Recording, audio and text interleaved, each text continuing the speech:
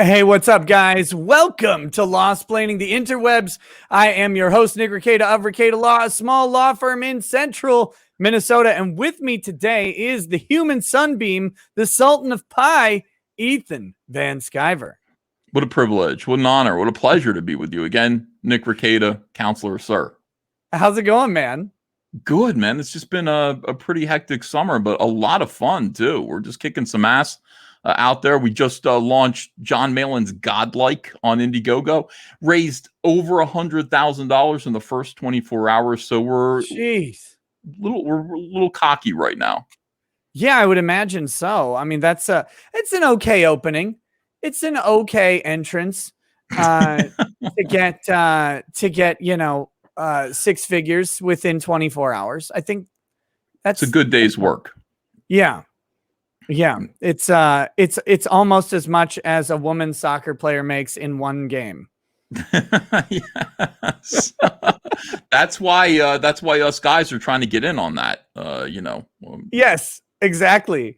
I'm rights. actually strongly considering slapping on a pair and putting on a woman's jersey and going and competing. I think you would be within your rights. I would support you in that. I really would.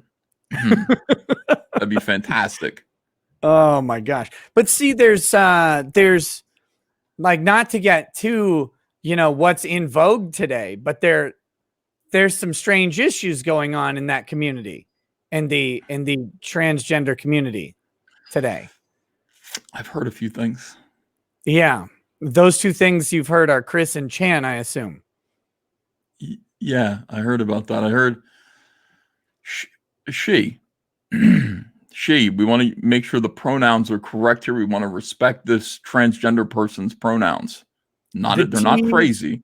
Can have Chris Chan. Yeah, we want to make sure that this person is not crazy. She, not he. She is fucking her mom. That's what I heard. Is that correct? That seems to be the case. Did you listen to the tape recordings where she is describing, only a woman knows how to manipulate another woman's. This is the thing. I mean, we try to as men, we try to learn, but we can never understand the inner workings of a woman's, pleasure centers the way another woman can, who was comatose, 80 years old. We leave it to another woman to understand that. Respect. Yeah. Yes. It's an important thing to know biblically another woman, I guess. Very awkward, maybe unbiblical. I don't even know anymore. It is very biblical. And here's what I would like to say. Cain and Abel fucked their moms. So at the very, very beginning of time, right? I mean, where did their seeds find purchase, if not Eve? Yeah, that was a weird. That's an interesting conundrum with Genesis 1 and 2 in particular, because they talk about other tribes, and it's like, well, but where'd those come from? So. I guess maybe that's where Cain went when it meant that he would walk the earth forever. He'd just become a woman and complain the entire time. I think that's likely what happened. Do you think he was simping for his mom when he killed his brother? It's like, technically it's Sunday. It's church time right now. It's right. church. They were simping for God, and one of them had, like grain, and the other one had birds or something. And God's like, oh, I love these birds, but Cain, your grain is garbage. And so then, it was the first simp war. Interesting. So it's all biblical. It all goes back. Yes. It's okay. Well, now that we're visually going to hell after this stream, we are not here to talk about this. No, we are here to talk about toys. We are here to talk about trademarks. We are here to talk about comics. We're here to talk about lawsuits. Because you're involved in like 12 lawsuits right now. Yeah. You've got illustrious company You've joined a rogues gallery of Titanic hitters in the comic book verse, the Vicky verse, and DA Talks, of course, being accompanying you. Big fans of yours, from what I Yeah. understand, vice versa. Yes. Yeah, I'm being sued right now. I'm being sued by Preston Poulter. So that is interesting. Well, we can't talk about that too much, but part of the lawsuit, in fact, let's not talk about it at all. We'll wait. There's going to be a time and a place. But part of the lawsuit does revolve around the ownership of the Comicsgate trademark.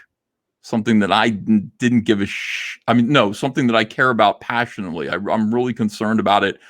It is something that, I feel that I have ownership over, and it is my job to protect it. It's my job to protect the trademark of Comicsgate from falling into the hands of people who wish to do harm by it. So that is I have to make sure that I'm protecting Comicsgate. Well, and you have years of history. I don't know if people remember this, but you have years of history actually not just talking about Comicsgate, promoting Comicsgate, having it on your live streams as a Comicsgate, promoting comics under this, what's called a service mark of Comicsgate, but you actually have defended it before. You didn't have to go to court, I don't believe. However, legal procedures were taken, or legal measures were taken to defend Comicsgate in the past. And I think people may have forgotten that has happened. That was scary as hell. I had to bluff Fox Day. Out of backing down, threaten him with a lawsuit for the very same situation. And I was so glad that he just went, you know what? Fuck you. Which is what he did. I was going to have to go on the, Kill stream and debate Vox Day. And I was just, I was ready to go. I was ready to do it about Comicsgate. But he did back down, and thank goodness. All of the Comicsgaters who were around at the time were just like, we don't want him to have the trademark and ownership over the word Comicsgate. So we've been here before. And the amazing thing is the issues are very, very similar, although I would say that now they're even stronger because they're well established. I mean, that was at the rowdy beginning of Comicsgate. This is early on in the process. You didn't have 3 years of successful crowdfunding under your belt, just about probably 6 to 8 months, maybe, where it really had been promoted. And so it was a little sketchier back then, but the issues are very similar now, although they're more formalized.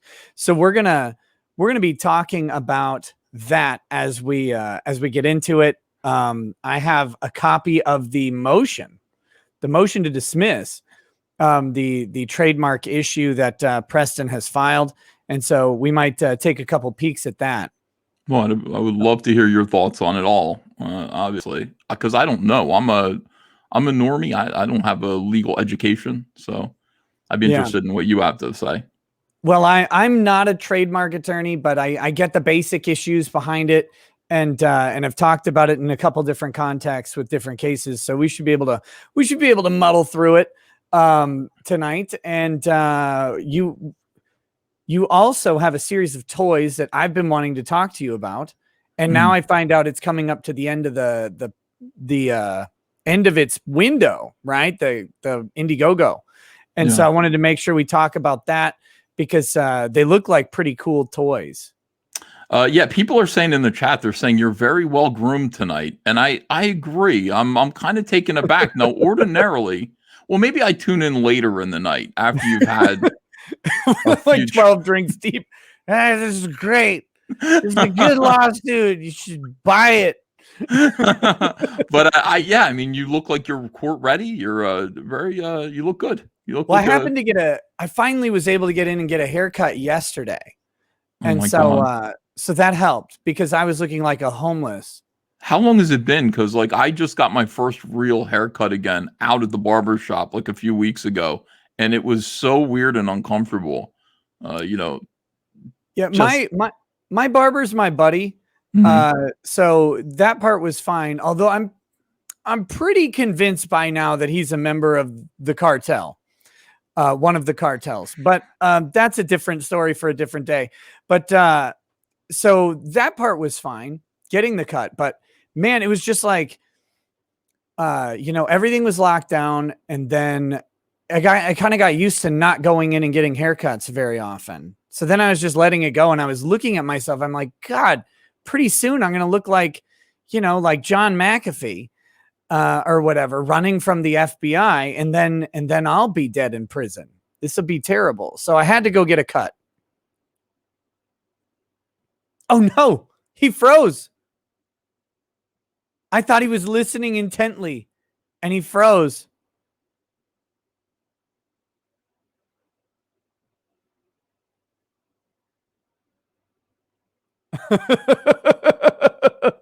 Okay, we'll wait. We'll wait and see what happens.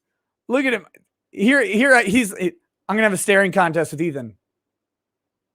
I already lost.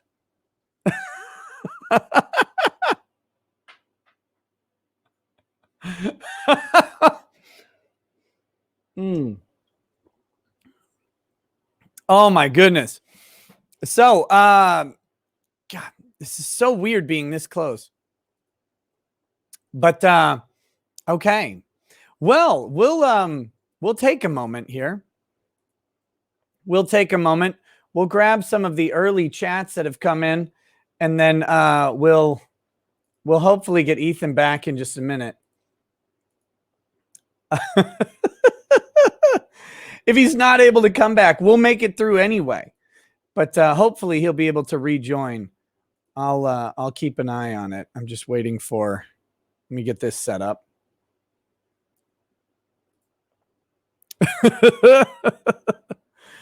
Oh my gosh. Okay, so to address something that a lot of people are talking about right now, yes, Chris Chan has allegedly been arrested. That was caught on candid camera by Ethan Ralph. Ethan Ralph of the Kill Stream had the video. He invited by screaming across a parking lot Chris Chan onto the kill stream when he quote unquote gets out. The question of when he'll get out is certainly open. Because he has to make bail, or meet whatever release conditions they set without bail. And since Chris doesn't really have any money that we know of right now, that could be difficult. So I will be covering it. Once we get an arraignment, we'll know what charges they brought, and we'll be able to look more deeply into it. Don't look too deep, or else you'll be in the same boat Chris was. And then, so that's one of the big things we'll be covering tomorrow night. Nerdrotic Gary will be on the show. We'll be discussing liberty. Gary is someone uniquely able to talk about liberty, as he is someone who's lost it for a period of time. And I think it'll be a really good show, especially with so many people today wanting to give up liberty. But let me hit these early chats, and then we'll, I saw Ethan say he should be back pretty soon. Okay, we've got Eric Allen says, before you even got on, boom, love your stuff. Jump on Timcast ASAP. Tim has been on my show. He's never invited me on his. So I don't know. It's, I feel like maybe that's racism. Guns Down in Hail says the dimensional merge is real. Prepare yourself. Shakaval says, so God is that and likes hot meat.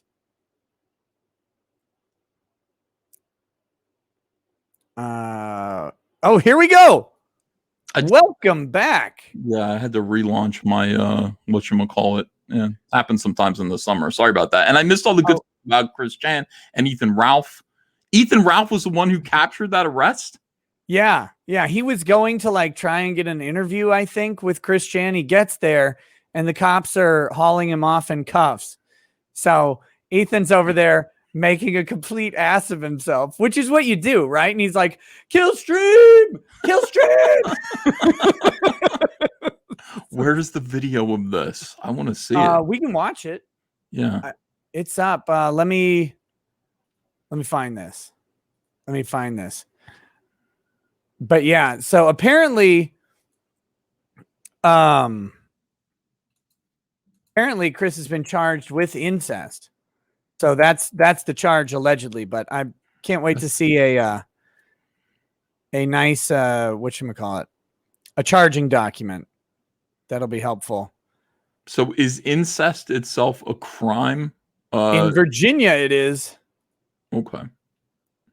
I mean, because beyond incest, you know, I don't think she was able to give consent. So I think it was, more importantly, it was rape. Yeah, and that is the that's a question that they'll have to kind of suss out as they get more info. I mean, they could always add subsequent charges, but for now, all I know of is the incest. So here, let me share this. I've got the video. Oh, I'm gonna do it this way. Share screen. All right. So here we go. They're arresting her.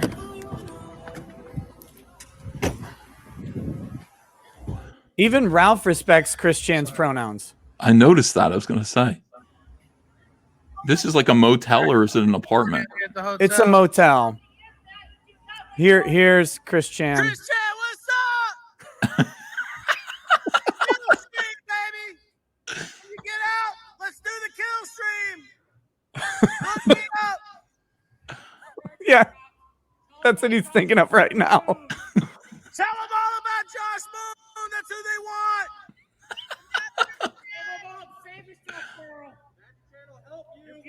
Look up Ethan Ralph, kill stream.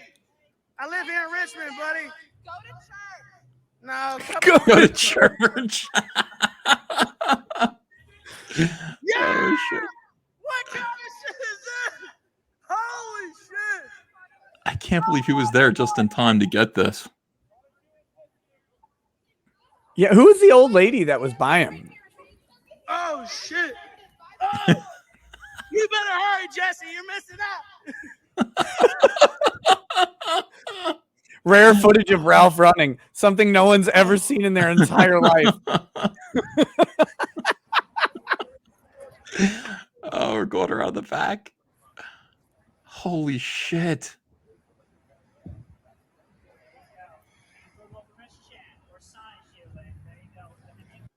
I heard the word Sonichu.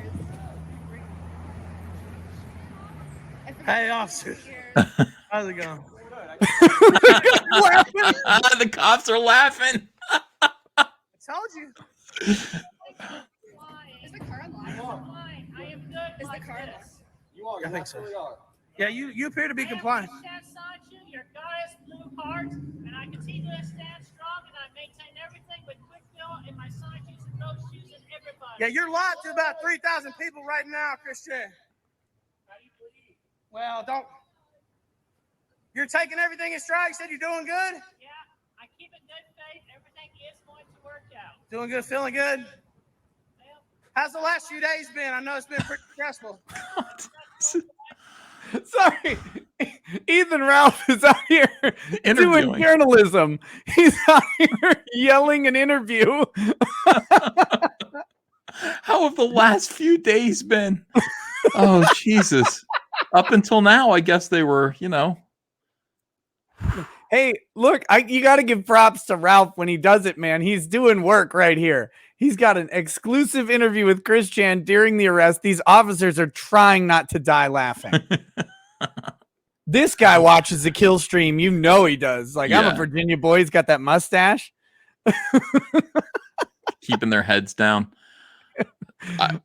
Should we finish this? There's another 2.5 minutes. Yes. Okay. Absolutely. taking it one moment at a time, and I got my loves. Well, that's good. Josh Moon, did you dirty? Oh, well, that's just the one thing. That's a kid. Feel free, just go ahead and take it. I just a picture of muffins for my little phone. I've never seen Chris Chan before.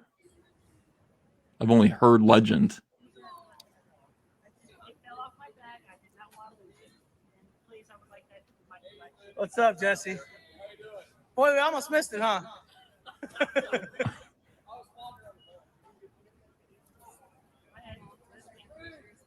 It is the end of the world. I really feel that way. Yeah. It's everything's coming together. The dimensional merge is real. Yeah. Dimensional merge. He does want to help. Yeah, we were I'll trying to get you explain. on the show, but look, when you get out, look me up. Killstream. You know who I am or not? We saw what Josh was doing to you, so we wanted to come try to talk to you. Josh Moon of Kiwi Farms. Right, the former owner before Matt Jarbo bought it. Okay. I have no weed, I have no drugs, I'm specific on it. Like I said, crispy, there you go.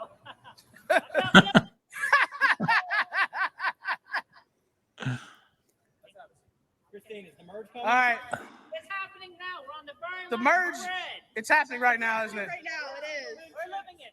It's happening right now.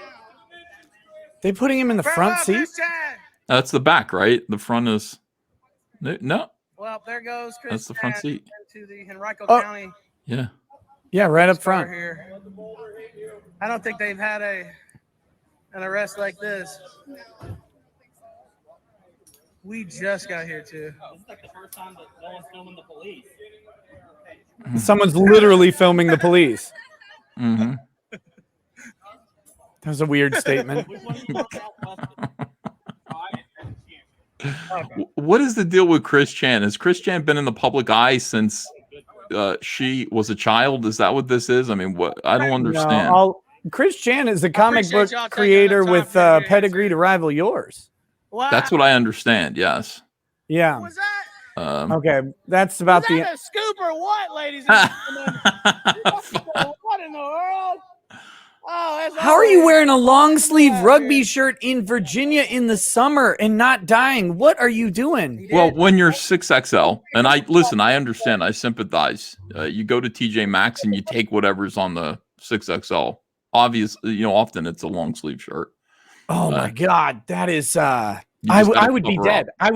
They would have to resuscitate me. Yeah. Okay, so Hard. Chris Chan, somewhere near 20 years ago, created a comic character called Sonichu, which is a cross between Sonic and Pikachu. Right. Yes, and so since that happened and people found it, people have been watching Chris and observing. So, were these comics published? I mean, do they look like comics? Can you buy them? Like, where is Sonichu? I think it just exists on the internet and in the minds of all people everywhere, because that's what Chris was talking about with the dimensional merge was coming. So Chris created this universe, Quickville, CWCville, whatever, it doesn't matter. And this universe that Chris created, she believes it's real. And that it's a separate dimension and that our dimension will merge with it. And then what? Like, what is this is the dimension where Sonichu lives and all of the cartoon characters? Yeah. Okay. So Yep. that's the dimensional convergence. And then what's going to happen? I don't know. I guess Chris goes on to become God. Maybe something. Well, this is just, I don't know, just a monkey wrench in the whole works. Having to go to jail for fucking your mom. Yeah, that's the problem. it's a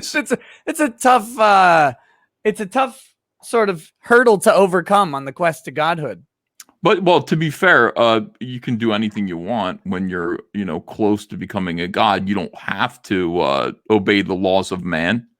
Right. Can these bars even hold you? I don't think so. No, of course not. Do whatever you want to do. And eventually when Sonic Pikachu arrives, and you are the king of Sonic Pikachu. By the way, I can think of 1,000 cartoon characters that I would rather have on my side than a mixture of Sonic the Hedgehog and Pikachu. And that's why you'll never be as famous, handsome, or successful as Chris Chan. Touche. Pick the right ones right out the gate. But anyway, so yeah, it's just a massive disaster going on.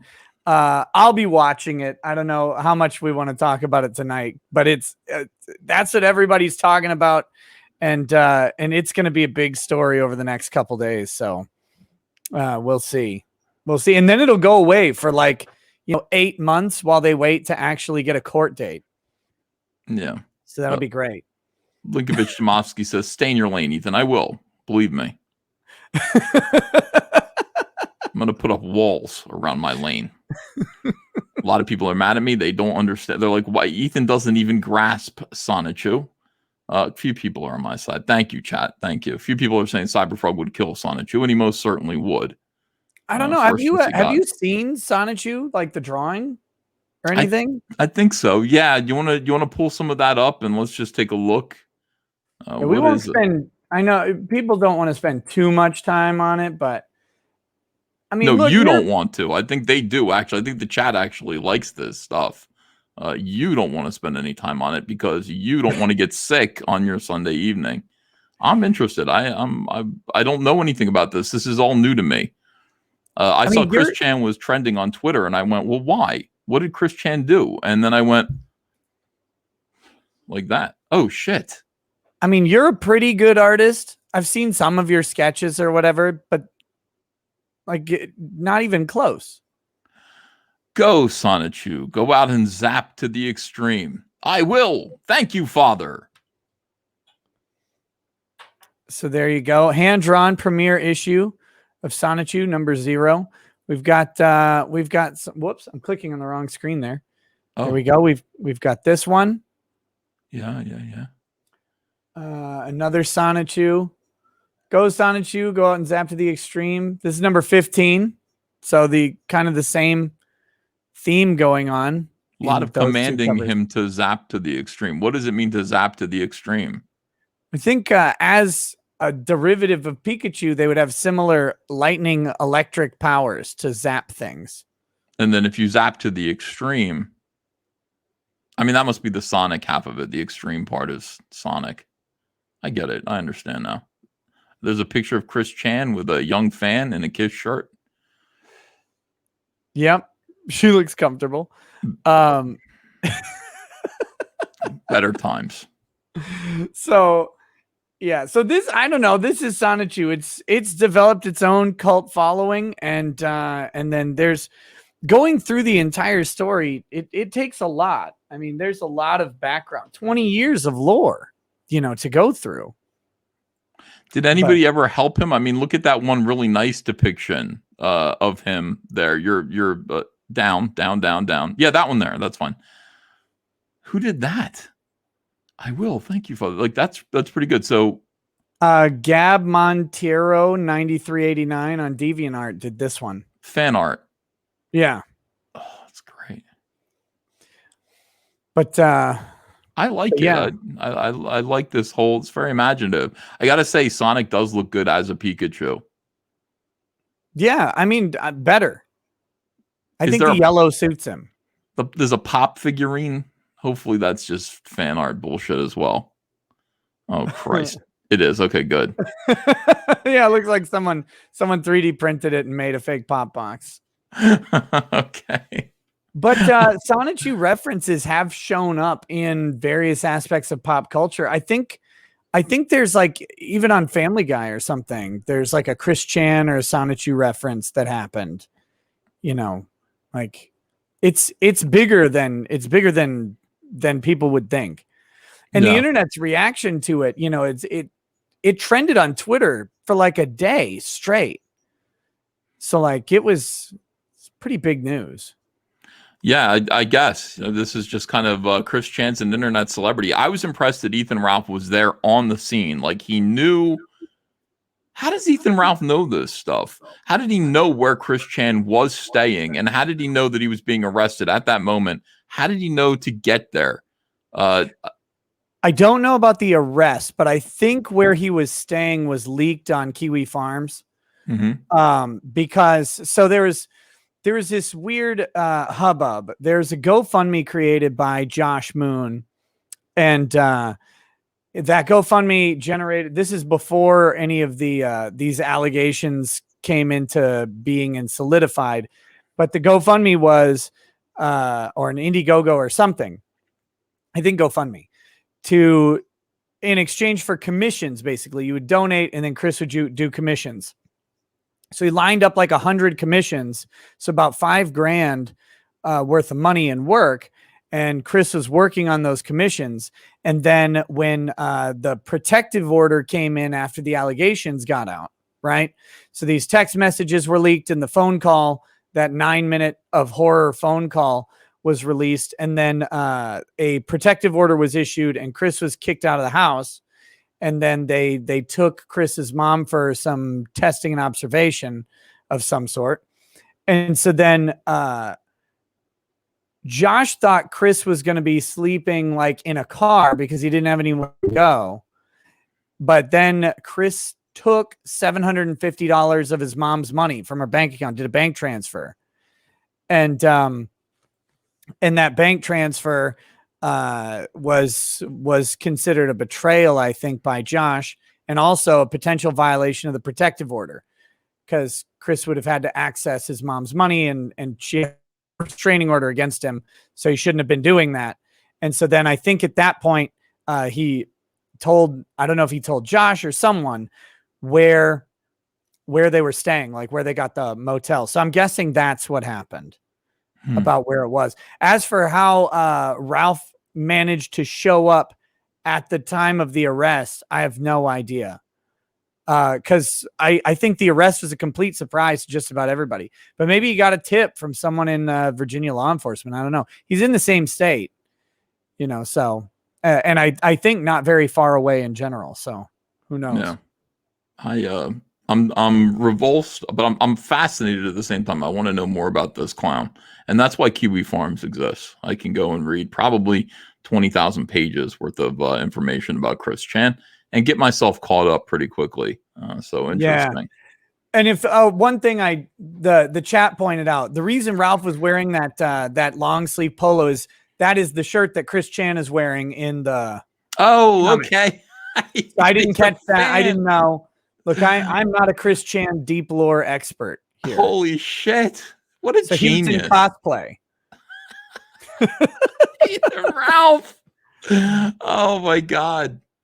I don't know how the chat feels about Ethan Ralph. Is the chat pro Ethan Ralph or the anti Ethan Ralph? I would like to know. You know, you guys, if you're supportive of Ethan Ralph, just put a 1 in the chat. And if you're not, could you put a 2 in? What do you think? Yeah. I think we're going to get a mixed bag on that one. You think so? Pretty even? Yeah, I think it's going to be, a mixed bag. Ralph's a lightning rod. I get along with him, but I'm lovable. I get along with everybody.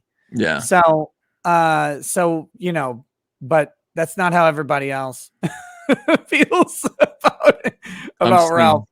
Seems some strange. Yeah, I never had a problem with him. He invites me on. He's very nice to me. You know, when I come on there, haven't really had a problem with him. But it looks like a bunch of different numbers, and very few of them are 1s right now.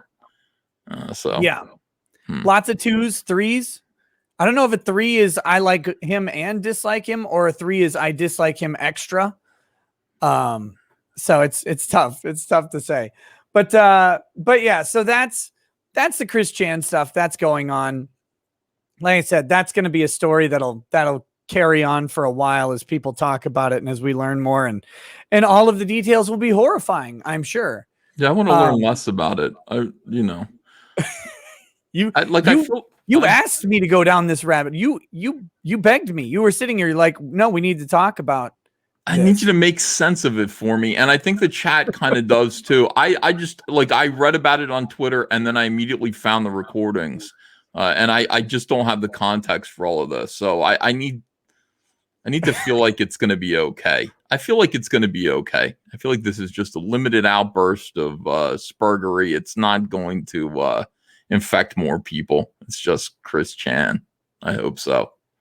Yeah, it's an interesting thing, and there's all sorts of potential tie-ins. I mean, the chat has lots of theories about, for example, like how much Josh knew about the situation, because he's had contact with Chris for a while.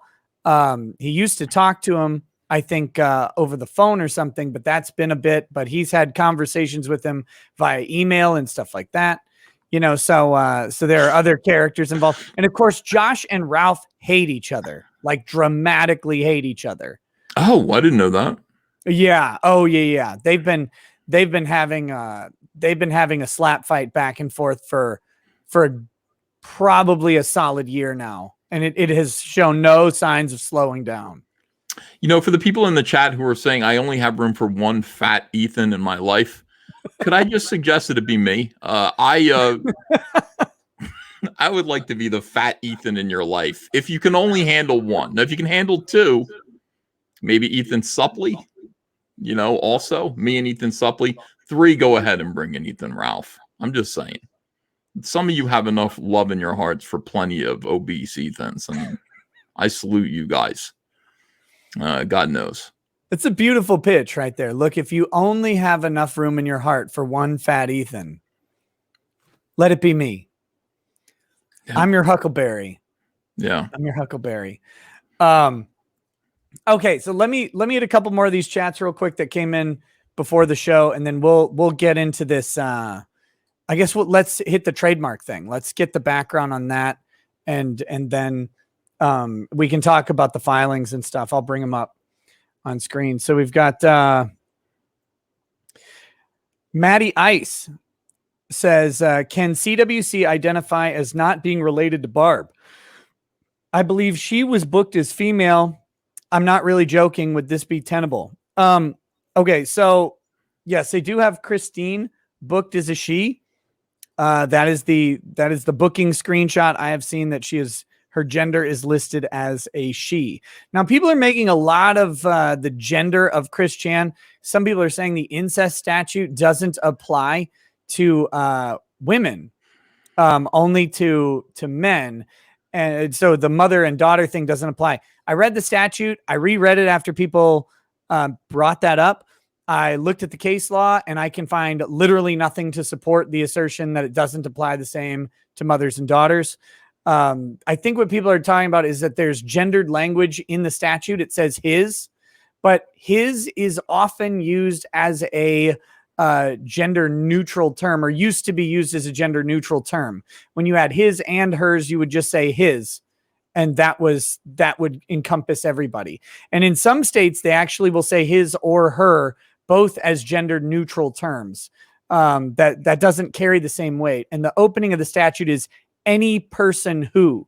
So if you say any person, but then limit it to men, that doesn't make any sense. So I don't think that that's a big deal. Would she be able to identify as not being related to Barb? No.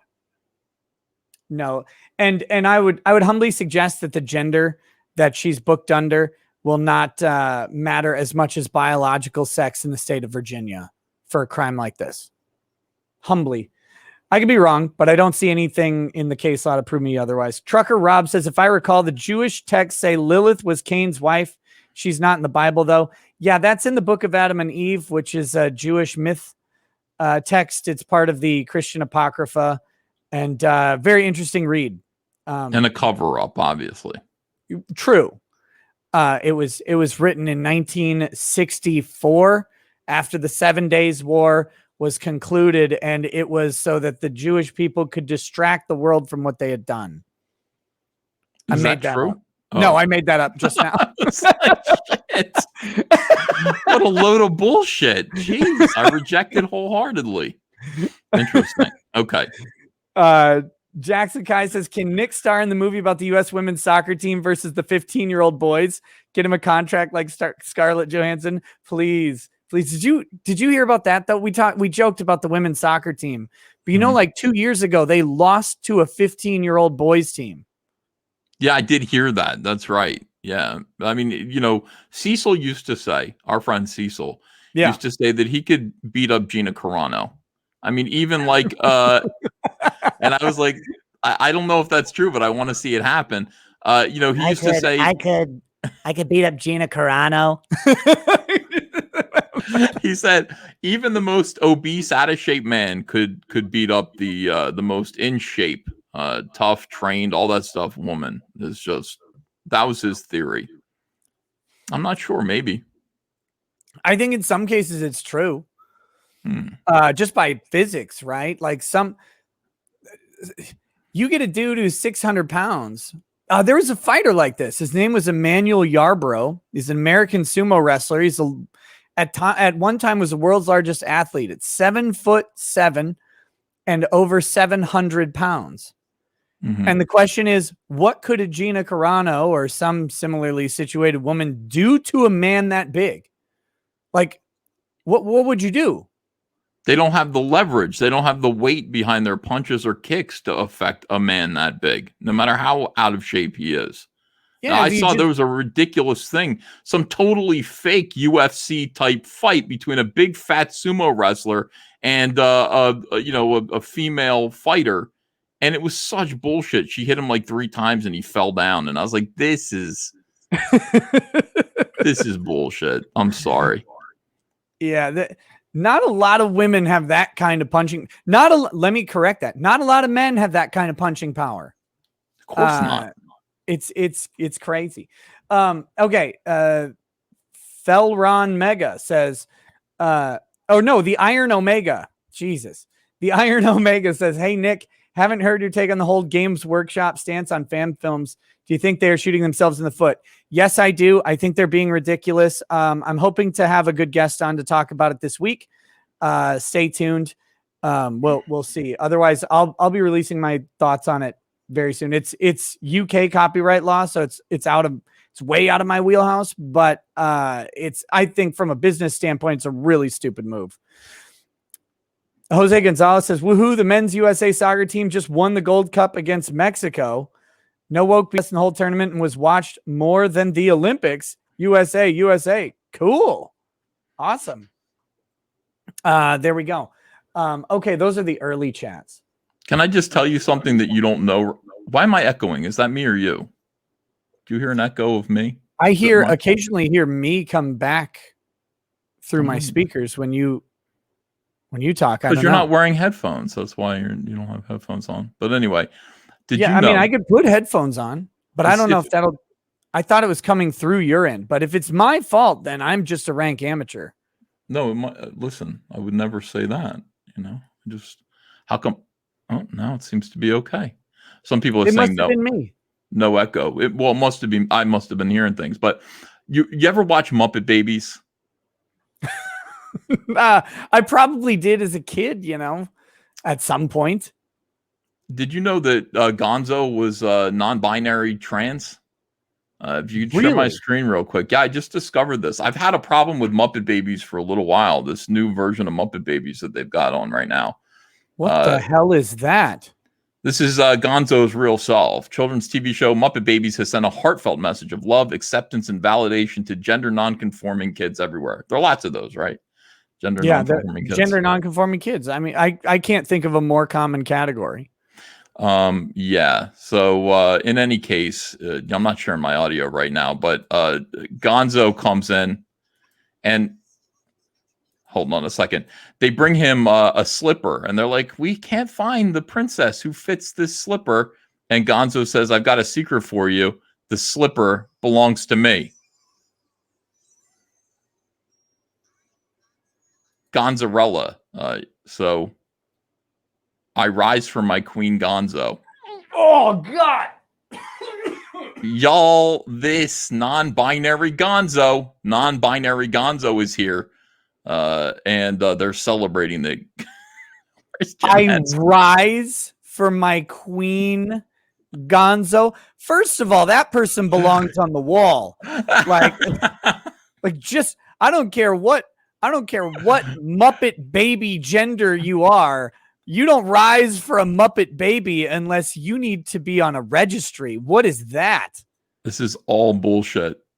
I don't know what it is with this show, but I got angry originally. My daughter watches this show. She loves the Muppet Babies. And they didn't have enough female characters, so they just added this penguin. What the fuck is this? This penguin. Now, the whole thing about the Muppets is that all of them are mentally ill. I mean, that was what was funny about Jim Henson. Like, each one of them had deep neuroses and psychological defects. Yeah. Summer the Penguin doesn't. She's just like, hey, everyone, let's go play. She does look like she's in the headlights of an incoming bus. Oh, I wish she were. I'll push her there. She's a terrible character. It's just, not a big deal, but it just kind of went along with my whole thing, my whole like philosophy of how like SJWs cannot create characters, and how dare they fuck with like Jim Henson's ingenuity. I mean, this guy could create great characters. They all had, I mean, you could say, what is Miss Piggy like? Who is Miss Piggy? She's a consummate narcissist. I mean, like, that's what Miss Piggy is. She is narcissism. That's correct. That's perfect. It's just as simple as that. She's profoundly flawed. She doesn't realize that she is a fat pig, and she thinks she's Marilyn Monroe, and she's in love with a frog, which is fucking weird.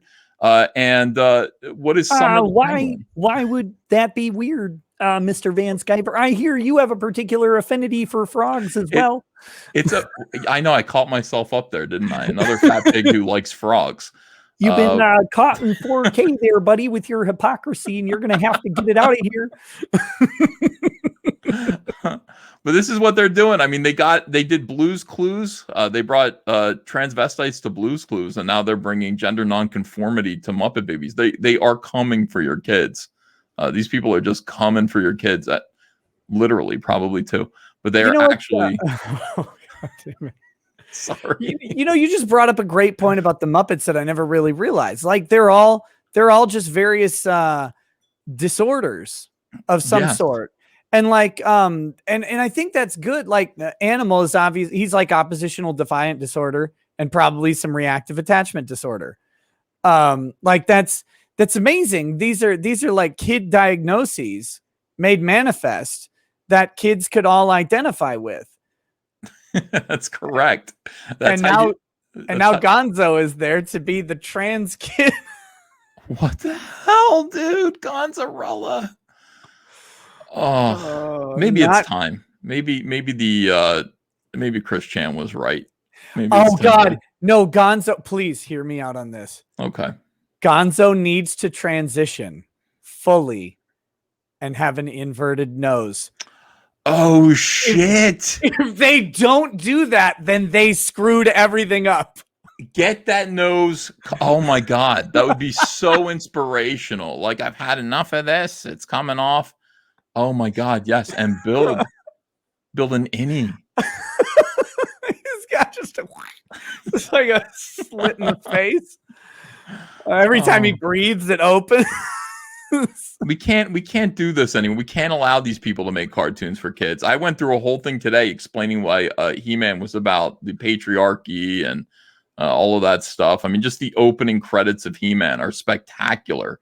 Very simplified. It's mean just the new one, of course. No, I mean, the reason why the new one exists is because the old one existed first. I mean, anybody who really looks at the original He-Man, if you are a third wave intersectional feminist, is going to find it to be extremely problematic. It's called He-Man, okay, macho masculine men, and the masters of the universe. In other words, macho men, masculine men, testosterone rules the universe.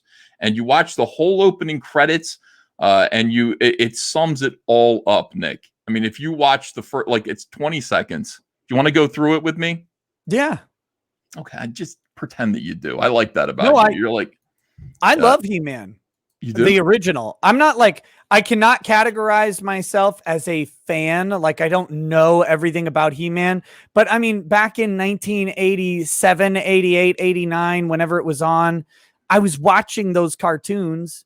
Like, I was watching He-Man, Transformers, G.I. Joe, but it was in the days before DVR, right? So I didn't catch every episode. I just caught all the episodes I could. I loved watching them. Well, I watched the Herculoids. That was a great show. Was it? Yeah. No. No, okay. It wasn't a great show. Looking back, and neither was He-Man, but it had a good message for kids. It had a good message for our young men. All right. Now, Nick, this is going to blow your mind. I want you to just share my screen and let's go through the opening credits. I'm wrong. It's 1 minute and 12 seconds, but we're going to. Oh, well, now we're not going to do it. Ethan Van Sciver's lies come to the surface yet again. We'll make it work. We'll make it fun. Here we go. Ready? Filmation presents. And the masters of the universe. Big masculine macho And voice. the masters of the universe. Of the entire universe. I don't All see of any it. mention of women here. None at No. all. Okay. No, it's not mistresses of the universe. Yeah, of course it isn't. All right, so here we go. I am Adam, Prince of Eternia. Here we go. We've got Adam. Adam, of course, is the name of the first man that God created. Whereas Eve, no mention of Eve. Adam is the Prince of Eternia. In other words, he's going to inherit forever, eternity. Adam is also the Jewish word for man. Oh, how do you like that? I am man. I am the Prince of Eternity. That is so well summed up. Now, you'll notice one thing about Adam here. Not only is he wearing Mormon undergarments here, he's wearing undergarments. He's also, which expresses purity. He's also wearing pink, which kind of suggests sexual immaturity for men just a little bit. So that's important. We're going to find out a little bit more about that in a second. Yes. Or saddled comfort in his own masculinity. Right? There comes a point in some men's lives where they go, you know what, I can wear that pink shirt, but I'll call it salmon. Yeah, that's not. See, no, that's soy. No. All right, here we go. Next line. Defender of the secrets of Castle Grayskull. Okay, so we've got Defender of the Secrets of Castle Grayskull. What is Grayskull? What is it? First, it's a castle. It's an artifice built up by strong stonemasons. It's Castle Grayskull. Gray meaning old, okay? Deceased, perhaps. Yeah. Skull meaning, it was built on people by people who are long since gone. This is the artifice. This represents the society, the functioning society that mankind has built. This is the status quo. Castle Grayskull represents the status quo. And also, it's got an interesting Grayskull, kind of brings a little bit of skull and bones, kind of a fraternity kind of thing to it, doesn't it? A little bit of you're in the club here if you're a part of Castle Grayskull. And he's defending its secrets. It has secrets. It has lore. It has knowledge behind it. It's contained. And we know that if it needs a defender, the presumption is that knowledge, that arcane secret is desirable. It is something that it merits defense. And not only does it merit defense, but we know that it merits defense from the primogenitor man who will inherit eternity. Correct. Here we go. Grayskull. This is Cringer. This is Cringer, his fearless friend. Okay, now this can be interpreted in one of two different ways, and I'm gonna tell you how you can look at this. Now, first of all, you can see Cringer as a virginal woman. It's a pussy. It's literally a vagina. Yeah. Okay, has not been penetrated yet. That's one way to look at it. Or you can look at Cringer as representing men who need to be led by a stronger man, men who are just looking for leadership. Okay, in order to go into battle. But I prefer, frankly, the pussy interpretation. I had to say this in my own live stream. Yes, my wife was listening upstairs and was concerned. She's like, why do you keep saying pussy? We'll get to that. Okay, so that is what Cringer is. Because I kind of like the second one because as the man who needs leading, because when He-Man activates, when Adam activates and becomes He-Man, and becomes the alpha leader that he ultimately is, then Cringer also becomes powerful and brave. You're about to I'm going to tell you why. I'm stepping too far. You're jumping too far ahead. Okay. You're missing some clues. You're missing some references that are going to lead you right where you need to be. Okay. So gotcha. I'm Cringer, my fearless friend. Fearless, of course, is sarcastic. It's being sarcastic here because Cringer is terrified, a little bit like a schoolgirl, okay? Afraid of becoming an adult, of all the things that go along with that. So here we go. My fearless friend. Fabulous secret powers were revealed to me the day I held aloft my magic sword. Okay, now he is actually pulling out his penis. This is a young man who was learning about masturbation for the first time. Okay, so he's pulling out his magic sword. He's realizing his fabulous secret powers of procreation, but also just orgasm. Okay. It's great to be a man. It really is cool. Is there any issue with the word fabulous? It's a little The gay. fabulous powers. Fabulous secret power. A little gay. But you know, I don't know. I Okay. don't know what the he's still wearing pink. So He all right, is. It's salmon, Ethan. it's salmon. Okay, here we go.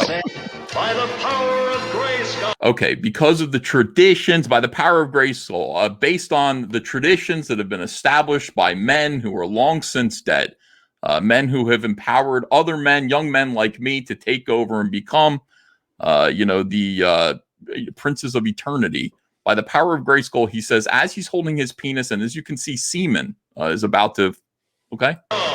Yeah. Boom. That's orgasm. There's an explosion. Yep. Right. Okay. So the lightning represents a couple of things. It represents seminal fluid, and also it ain't white for no reason. This is literally white power that's coming out of his sword. Yeah.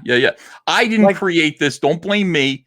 This is not. I'm just interpreting it. Now, is the white power you're referring to as the power of semen or the power of racism? It is both, I believe. It's possibly both. It's open to interpretation. Again, this is not, I'm just saying what I'm seeing here. Okay. And gotcha. I think what was intentional. Look, I see an 8 in here. Mm-hmm. Just to the left of his arm, you can see an 8 in the lightning. I think we might find a 14 and another 8 in there as well if we really look for it. Interesting. Okay, here we go. Boom. Suddenly there he is. He's a full-fledged man. He's wearing an iron cross on his chest. I don't know what that's indicative of, but a little strange. And he's now the master of his penis. And again, covered with white power all around him. And blonde-haired, blue-eyed. Yeah. Yes, and he also has achieved post-nut clarity at this point, which I think is important. This is when men are at their most creative, their most productive, and their most dominant, because their mind is no longer clouded by their biological imperatives to procreate. So they're able to accomplish, and that he had to reach release prior to fully realizing himself as a man of action. So right. You are so correct. But of course, it's still masturbatory up until what happens next. He says, I have the power of holding onto his penis. He's like, oh my God, this is great. All right. He does. And then the point of penetration. This is when he's actually now having sex with, a woman for the first time. And because he does this, you can see, boom, just shot his load right into the, into Cringer, just all over her chest or whatever. Right. You can just see, what do these look like? They look like sperm. They look like sperm cell flying everywhere. That's not a coincidence, on an accident. And the blast is so powerful that it is actually ricocheting and bouncing off, like some of it, most of it's going in to her, but you have some of this leaving the area. That's potent. Of course it is. Now watch what happens to Cringer. Battle Cat. Okay, so now we have put a saddle on the woman, and we are able to ride. We have tamed the pussy. It is now fully fledged a partner. A woman is a partner, and yet at the same time, we've thrown a saddle on it so that it's going to be able to be ridden more frequently and without fear. Right. Okay, mountable, 100%. Okay. Cringer became the mighty Battle Cat, and I became He-Man, the most powerful man in the universe. Take this, you cuckold. All right, boom. Lou Scheimer. What a great guy here. I just want to shout out Lou Scheimer, executive producer. This is all here. These are obviously his ideas. So why is He-Man necessary? Why is he important? Why does he need to do these things? What is the purpose of being a man? And I'm going to show you. Only 3 others share this secret. Ooh. Our all right. friends, the Sorcerer. The Sorceress. Beautiful, mystical womanhood. Fertile, divine goddesses. Real feminine women. Sorceress and the magic of femininity. They understand. Real women understand that men are the masters of the universe. Okay? And the magic of short shorts. Yes, indeed. They are magical. Yes, they are. Who else? Doris. The military, man at arms. Yep. Man at arms also understands the secret that men must rule the universe. And so this is the military. And he's recognizing, of course, the power and necessity of violence in the hands of capable and wise men. Yes, of course. Of course. That's all in here. It's all implicit. And it's necessary for what we're going to see next. Orko here. What do you think Orko is? Does Orko represent a condom? Kind of. I think it might be science. Because you know what they say? Like, science is magic that you don't understand yet. Yeah. All right. No, yeah. wait. Magic is science. Magic is science that you don't understand yet. So I think he is science, right? Like in learning and research. Yeah, I like that. And that, again, something that men excel at. And, you know, people bring up a few women like Madame Curie and stuff like it. Yeah, they're the exception that proves the rule that most human progress has been engineered by men. All right. So why do we need to know all this? Together we defend Castle Grayskull from... All right, now this is the thing. Together we defend Castle Grayskull, so mankind's traditions, morals, our laws, our ethics, everything that we built up, we need to defend it from filthy, disgusting, fish-mouth feminists. Oh, filthy. That looks like Leslie Jones. Feminists suffer from fish mouth. And then, of course, you know, this is your standard. Oh, my God. That looks like Leslie Jones, too. Yeah, you see. Just standard, you know, Twitter SJWs. And what do they want to do? Well, they want access to, they want control of the traditions. They want control of society, essentially. Now, who gives them control? Because ordinarily they cannot get into Castle Grayskull, but for this, Skeletor. Now, Skeletor represents a weakling, weak men. Weak men. Oh, I thought it was Kate Moss. Because of the thinness, but okay, so weak men though. Got it. Right, exactly. No muscle. Well, I mean, you know, in the 1950s, they'd go, "Hey, Skeletor," to a skinny little guy. You know, they did that in the 80s too. In the 80s, all throughout time, Skeletor. We think of the word Skeletor, we think of this, but Skeletor actually means a male weakling. That's what the expression's always meant. So weak males, soy boys, are the ones that are necessary in order to allow access to society, to good normalized society, to fucking weirdos like Beastman and Merman and, you know, whatever Trapjaw is meant to represent. And what is Trapjaw meant to represent? Fuck, dude, look at that guy here. Trapjaw is meant to represent the trans community. Oh. Because of the trap. I didn't even think of that. God bless you, Nick. Thank you. Sometimes there's a coded message in there that I can't find. But that's what this is all about. You understand. This opening theme sums it up. It spells out a boy's mission. Your job is to be a man. It's to tame women. It's to make women your partners. Women are to be respected. They understand. Real women understand that men are the masters of the universe. We need a strong military to protect society, protect America. That is what the status quo, that is what Castle Grayskull represents. And it is your job to stop these soy boys from allowing weirdos access to everything that normal people have built. And that is what He-Man is. Evil forces of Skeletor. Evil forces. Very evil. And there it is. And, you know, once you see this and you have been red-pilled to He-Man, like I've just red-pilled your entire audience, 1,550 people are now seeing, they're through the looking glass. Now you understand why Kevin Smith was ordered to do what he had to do. You got to tear it down. Exactly. Okay, He-Man's going to get a sword through him, and now shaved head lesbians are going to avenge him. I don't think so, gentlemen. Gentlemen in the chat, I don't think so. Now, we can't let these people do this. We cannot let them take over the secrets of Castle Grayskull. Metaphorically speaking, we must defend Castle Grayskull using our penises and white energy. And what else? Science. I think penises and white energy is probably enough. Yeah. All right. So that's anyway, today was church for Comic Artist Pro Secrets, and I taught them a little bit about He-Man so that they could understand what exactly was being taken from them by the new Netflix cartoon. No, and I think all jokes aside, I think it's critically important to understand that okay, the emasculation of He-Man is as bad as the defeminization of Barbie. Oh, yes, indeed. And it's the same effort. The trick with the defeminization of Barbie is it's the same as the emasculation of He-Man.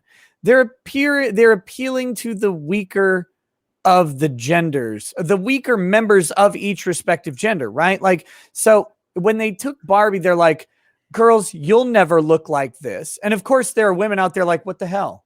Like I work really hard to look like that. Yeah, I might be the 1% of women who can pull it off, but hey, that's because I am working to do this. Same thing with He-Man, because that's one of the defenses, right? When they would say no woman can look like this, and they just put a figure of He-Man next to it. It's like no guy can either. But there's some big dudes out there trying to be He-Man also.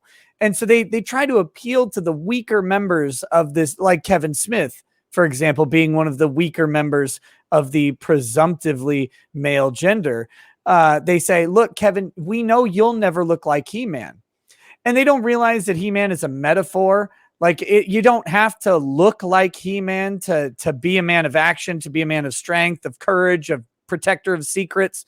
Like you don't have to have all of the muscles. That's how he does it. But the muscles are that's a metaphor for strength. Personal strength, sometimes inner strength, the strength to stand up to soy boys and weirdos and protect what's important. You know, that makes you He-Man in a way. I think modern storytelling through visual mediums like movies and story and comics and so movies, comics, TV shows, all of that stuff, they've lost what was really built throughout the 50s, 60s, and 70s of film, where the symbol, having the visual was such an important part because those were symbols, right? A kiss in the 50s meant the characters had sex, like a real kiss, like an intimate kiss. That was a sexual encounter in the 50s. They didn't show it on screen because of various, decency laws and stuff like that. But that's what they're conveying to the audience. This is a sexual encounter. When you're drawing He-Man in the 80s, the musculature of He-Man is just an easily identifiable symbol for any kid watching to go, that guy's strong. That guy's a badass. Like automatically. But they take everything literally now, and they've lost the value of that symbolism. They don't know what it means. They don't know how to use the visual medium that they're in. They want everything to be like a spoken word epic from Homer, but just with visual aids. But all their visuals are giving us is actual aids. That was great. Very good. There are people in the chat who are very upset with me. They're saying, but Skeletor is actually just as big as He-Man. Again, it's all a metaphor. The fact that Skeletor is muscular just means that he's an imposing threat to Castle Grayskull. He is muscular, so physically he can fight with He-Man, but really it's not about physicality necessarily. But he's big and imposing, but he doesn't have the muscles. He doesn't have the strength. He's bones. He's just bones, but he's a big set of bones, but he has to be imposing because He-Man is such an ass kicker. Yes. How do you like that, Nick? Do you feel like you've learned something today? I do. Do you want? You do. You asked a yes or no question. All right, let me sell some frog toys. Some frog toys. Talk like a lawyer. You got to ask me, what did you learn today? What did you learn today? All right, what did you learn today? This is something I've actually learned several times when you're on, and you may think this is a joke. The audience may, but let me assure you, it's not. It's that when men get together who actually love something that exists and they analyze it, you realize like how much goes into it. Not everybody may buy your interpretation of the He-Man intro, but I bet most people who watched that He-Man intro never thought that there was any meaning to it, but somebody actually wrote the words. Someone storyboarded out that intro and they said, this is going to be at the beginning of every single damn episode of this show. What do we want to say? And that's what they chose. And so you actually do need to look at these things and really say, why did they choose it? And I think when people do, they find real meaning. Like they'll actually find that these things were chosen by some really smart people, making decisions that they felt were important to convey messages to children. And some people take that job pretty damn serious. Yeah, I agree. I honestly, I think I'm 100% right about the He-Man intro. I think I'm joking about it, but it's definitely there. It's definitely true.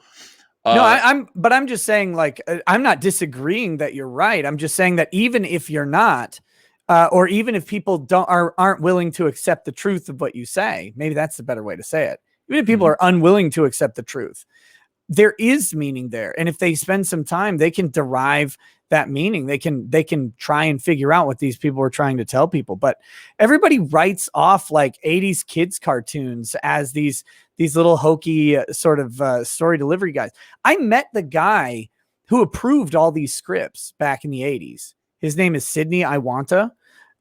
He worked for the TV production studios, and basically all of the family programming from the early 80s to the mid 90s, he would greenlight the overarching script for.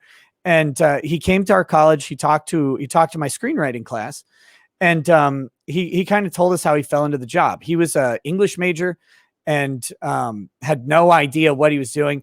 They sat him down. They said, Sidney, can we show this cartoon to kids? And they handed him a script. And so he went through and like did this big like deconstructionist like breakdown of the script and handed it back. He's like, here's all the problems with it. They're like, no. Listen, wow. Can we show this to kids? Like, is this okay to deliver just these basic messages? And so then he started relooking at it. He's like, yeah, this will work. You might have to change this or this. And that was his entire job. Like everything, not just cartoons, My Little Pony, Transformers, He-Man, G.I. Joe, Full House, stuff like that. He was going through all of it, all family programming. He was the guy. So, but there was actual thought and work put into what was coming out of these shows. I think people write that off because they seem hokey today. They seem hokey because they use symbol. Anyway, I'm preaching too much here. I'm preaching way too much. Let's pull up your Indiegogo for these frog toys. Oh yes, I got toys. Here's the thing. My response to weirdos destroying pop culture is just to make a pop culture that's weird, but it isn't, subversive in any way. Well, maybe it's subversive of the culture that they're trying to subvert. But I've been working with Comicsgate, which is very important to me, to allow other creative people who are not soy-based to create alternative media. We can complain about this stuff all day long. And we've complained about it for 4 years and it's gotten worse. They just laugh at us. The Nazis are saying that, what we just did to He-Man is bad, so it must be good. We pissed off all the right people. The only way to really do anything about this is to walk away from it and create our own culture. And so that's what comic skaters are working on doing. We're able to do it because it's only comic books. It's a good start. I've got Cyberfrog out there. We're going to try to make some action figures. Yeah. I've got them pulled up here. You are closing in on the goal. $380,812, $400,000 fixed goal. You got 2 days left. These are serious toys though. Yeah, I've got Cyberfrog here. I've got the actual Cyberfrog action figure, the Paint Master here. So you can see how big he is, how incredibly detailed he is, and he's very, very posable. So that's what we're trying to mass produce. You can't do this. I mean, ordinarily, the idea of making action figures that are as good as Hasbro toys And by the way, Hasbro is going to gatekeep people like me out because they're currently their mission is to teach critical race theory to kids through their toys. I don't know what the fuck is going on anymore. So we have to do it ourselves. What happened to the mission of a company being, let's make some money? Yeah, like, what happened to that? Great? I know what we should do. Like when they get to the board meeting and they go, okay, what are we going to do here? What's our goals? What's our goals for 2022? And one guy just goes, hey, we got a lot of shareholders. How about we just like try and make some money? Like, why don't we license some good properties and make some good toys and put them on the shelves and see if people buy them? So they take that for granted now. They just assume, well, the money's going to come. So while we're accepting their money hand over fist, let's see what we can do. Let's see if we can teach all white kids that they are racist and they owe a debt of, I don't know. They need to apologize to black people for something that happened 300 years ago. Let's see if we can include that into our action figures and our toys. And I just don't know why. There's something very, very strange and subversive going on in kids' pop culture. And I want to change it. I want to be a part of the movement that actually helps to create the world that I see, that I want. What's that phrase called? Be a part of the change that you seek, or be the change you seek? Yeah.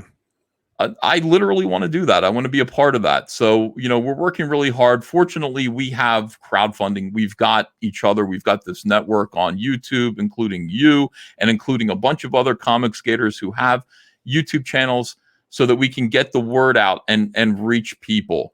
If you are somebody who is not, if you're an adult who isn't a toy collector, shame on you. You should be collecting toys. They're fun.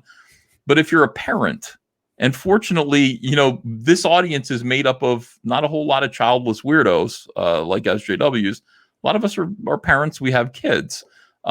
Please get some Cyberfrog toys for your kids. And we're going to try toys. Not this shit that they're putting. Like, okay, so a lot of YouTube channels put out toys, right? Some of the big ones, like FGTV or that Ryan's World kid. That shit sucks. All those toys are trash. My kids, this is the thing that everybody's doing right now. It's the little mystery box. It's like, oh, you don't know what toy you're getting. It's like, thanks, assholes. 36 different ones. It's like, good. That means I'm tangentially approaching my target of owning all of them. My kids like the Roblox toys or whatever. These things break, they fall apart, they get lost all over the place. They're low quality, they're low energy. My kids like getting them, and then I've never seen my kids play with any of this stuff. These things, one, they're obviously for adults, they're collector pieces in some way, but they're also, I noticed it was a couple weeks ago, you added a lot of posability, and articulability to the figures. Like Scroll you made down. them. Yeah. We will show the toys. Yeah. This is the thing. Like, toy collectors really like the toys to be super articulated, and they already are competitive with Marvel Legends. But we've added a few more. Every time somebody complains and goes, he doesn't do this, we fix it, and it costs money to fix too. It's fucking crazy. But we put a ball joint in his neck. We've given him double jointed elbows so his arms can literally touch his shoulders.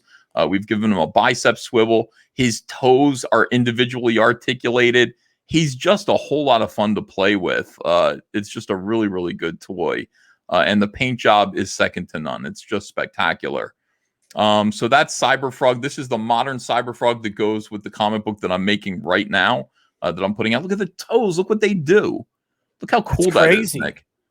That's crazy.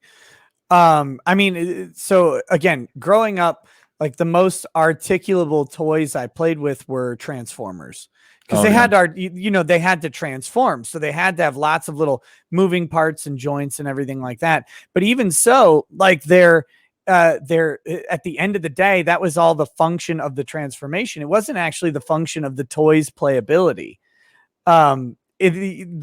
You could articulate every single part of a transformer, but they couldn't, Like you couldn't have one arm just like go across the chest. It was impossible to have their arms move the way you wanted. Some of them had two-handed weapons. You couldn't even have them hold them in two hands. Their arms didn't go that way. It was like, what the hell is this? You've got swivels and joints and bolts all over this damn thing. The more I know, the more we, I don't know, the more toys evolve, the more people demand more articulation. And this is our first try. This is our first shot at actual articulated toys out of the gate. We did PVCs, which were very, very well received. They're like non-posable kind of miniature statues of Cyberfrog and Salamandroid, but we're going all in now, and we're going to try it. A lot of people said we couldn't do this. All right, so if we hit 400,000, which we're very close to, you're going to get those 3 sets of hands for Cyberfrog, and you're going to get an extra head as well, like a little swap out head. That seems. Nice I didn't know Indiegogo would let you give head to people for funding your. That campaign. Was our ad. Free head. Get head from Cyberfrog campaign. Yeah. You're gonna get that alternative head with his mouth open, and you can see his teeth. We're working right now on a Cyberfrog with his mouth open and his tongue coming out, so that you can wrap it around a villain. It's gonna be pretty cool. So that's modern Cyberfrog. And he also, if we do better, and I'm hoping we do better, if we get to 500,000, we're going to add that bee stung head with a stinger right through it, nice and bloody. And if we do better at 550, we're going to give you this gun. We'll put a cannon on his arm. So you just swap out the hand and then slide the cannon up on his forearm. Like Bruce Campbell or whatever with a chainsaw. Yes.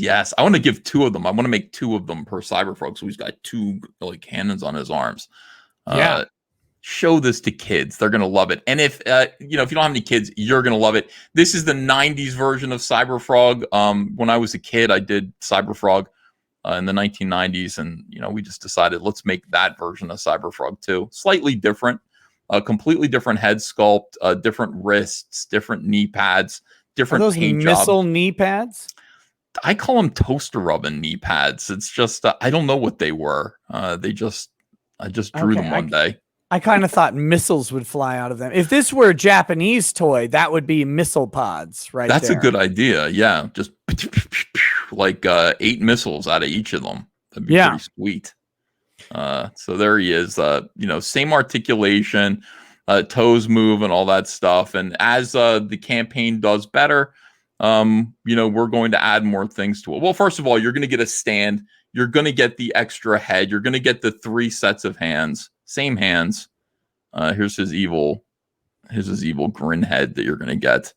Oh, that's good. With the symmetry, it makes it asymmetrical. It gives him a little expression, little cocky attitude. I like that. Yeah, that's his evil grin.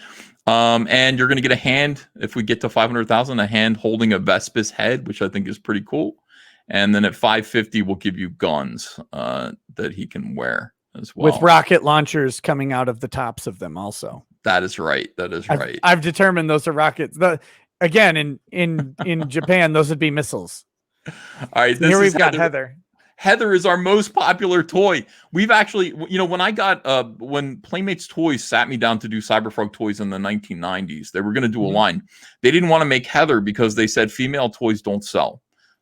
And that is true. Most female toys are peg warmers. They just sit on the pegs. If you look at Star Wars toys, they just sit there. They don't call female things peg warmers, but I'm with it. I'm 100% with it. Warm your peg and Heather. That should be her name, is Peggy Warmer. No, Heather Swain has sold better than the Cyberfrog toys. And I think it's because she's, one of the most beautiful female sculpts ever. The cool thing about the Comicsgate community, as it were, is that we've got so many talented people that watch the live streams and that participate, but they're working deep within Hollywood. They're working deep within, the system, and they're afraid of being blacklisted. And they fucking should be afraid of being blacklisted because it will happen. So people just work with me on the down low. There was a really great sculptor who did this Heather Swain thing, and I said, holy shit, can I buy that? So I actually bought the digital sculpt from him. We broke it down into an action figure, and here is Heather Swain. and she's just undeniably beautiful. She's a really, really great looking action figure. She looks like she's ready for war. You know, she's wearing the same clothes. I mean, you know, the world ended in 1998. It's now 2018. So they're all wearing clothes from that era, but they're all ripped up. I can't wait to see her articulable hands. Yes. Yeah, they're down there. We had a thing about trying to get her crotch right. That was not easy. You know, when you're articulating a woman's legs in an action figure, there ended up being this kind of negative space made by between the two legs that looked like a dong. And we had to work on it really hard to make it look more like a vagina. Yep. From behind, it kind of, you can see it down there. Kind of hangs below the ass cheeks.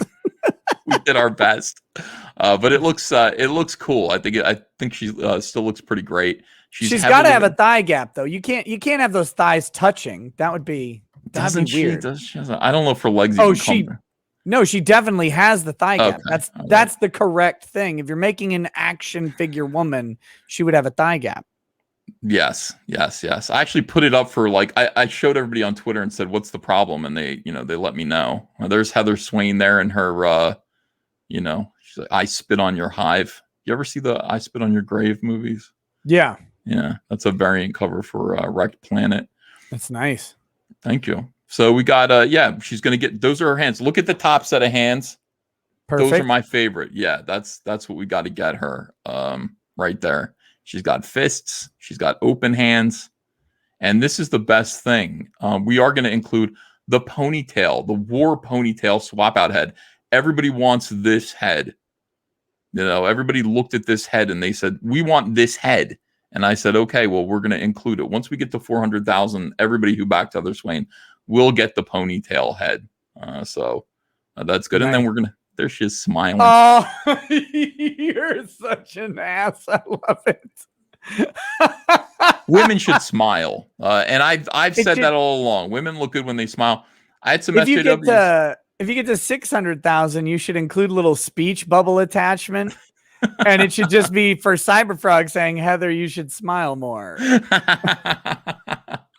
I got some SJW saying, "You say that women should smile. Heather Swain looks pretty miserable in those toys." So I went, I'll fix that. And there we have, we've got the very happy Heather Swain smiley face. She's having fun with her friends. And she's got a whole weapons pack that's going to come next at $550. You're getting a ton of, that's brutal. Those look sweet. Yeah, Wasp killing gear, alien Wasp killing gear. And then last but not least, so that she can have lunch with Cyberfrog, she's got her big gulp, big drink hand that she can swap out. Cyberfrog's got chicken. And then the last thing that we have going on is the Vespis. And the Vespis is huge. Vespis are alien wasps that came down from, they're basically infested planet Earth. They can turn human blood into honey to feed their young. They chew up human flesh and bone, mix it with their acidic saliva, and create paper, hive material to paper over cities. They basically decimated the human race and treat whatever's alive as cattle. They're very smart. They're cruel. There's the size differential. Yeah, these are big, menacing villains. I believe we've created the best insect action figure. And that's saying something because Japan loves this shit. They do bees, they do action, like articulated insects. Ours is really good. Every joint on each one of its legs is articulated, its wings flap, and its thorax with the stinger, or its abdomen, comes forward to get into a stinging pose.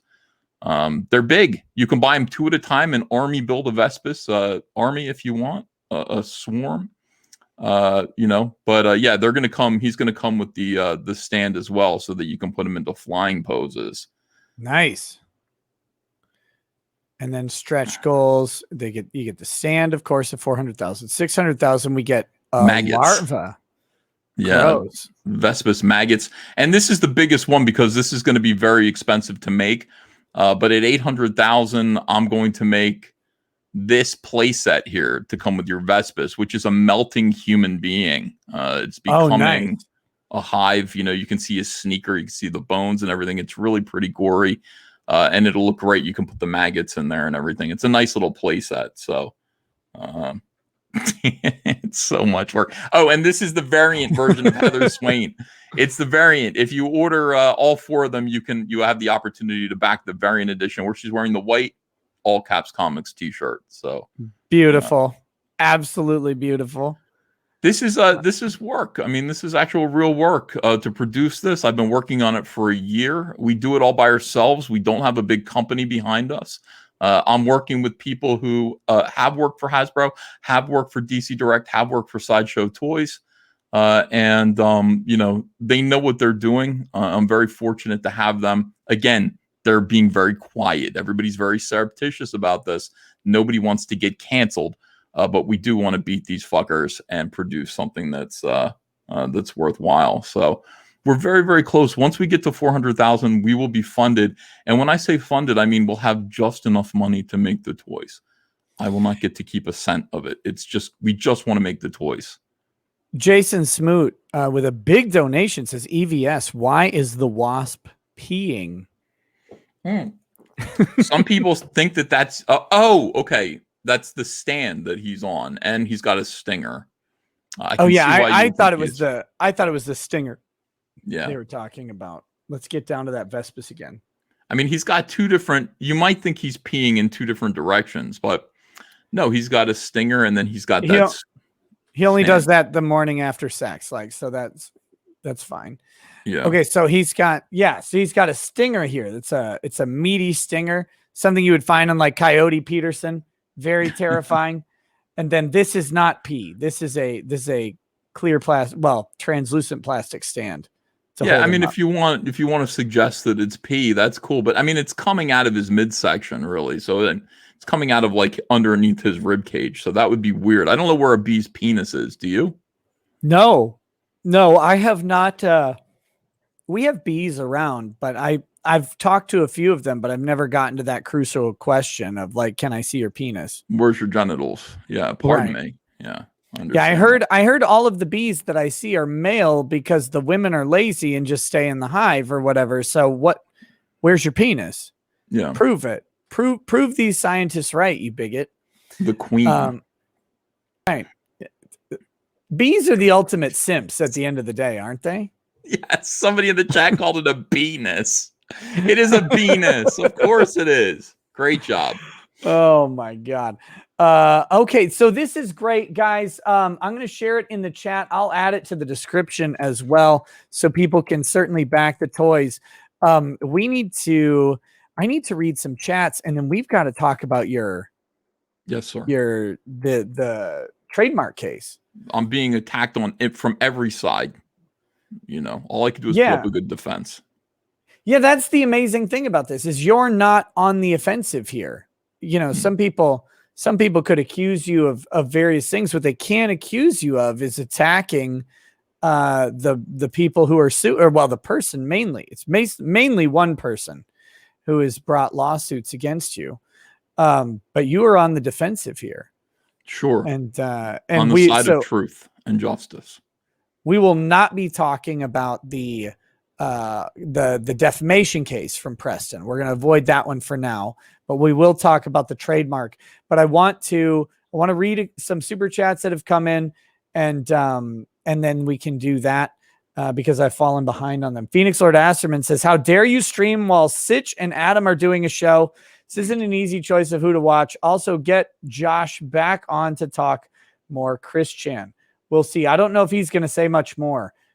He basically said that was the last he was going to say on the matter after Chris. He posted the stuff about Chris taking money from his mom.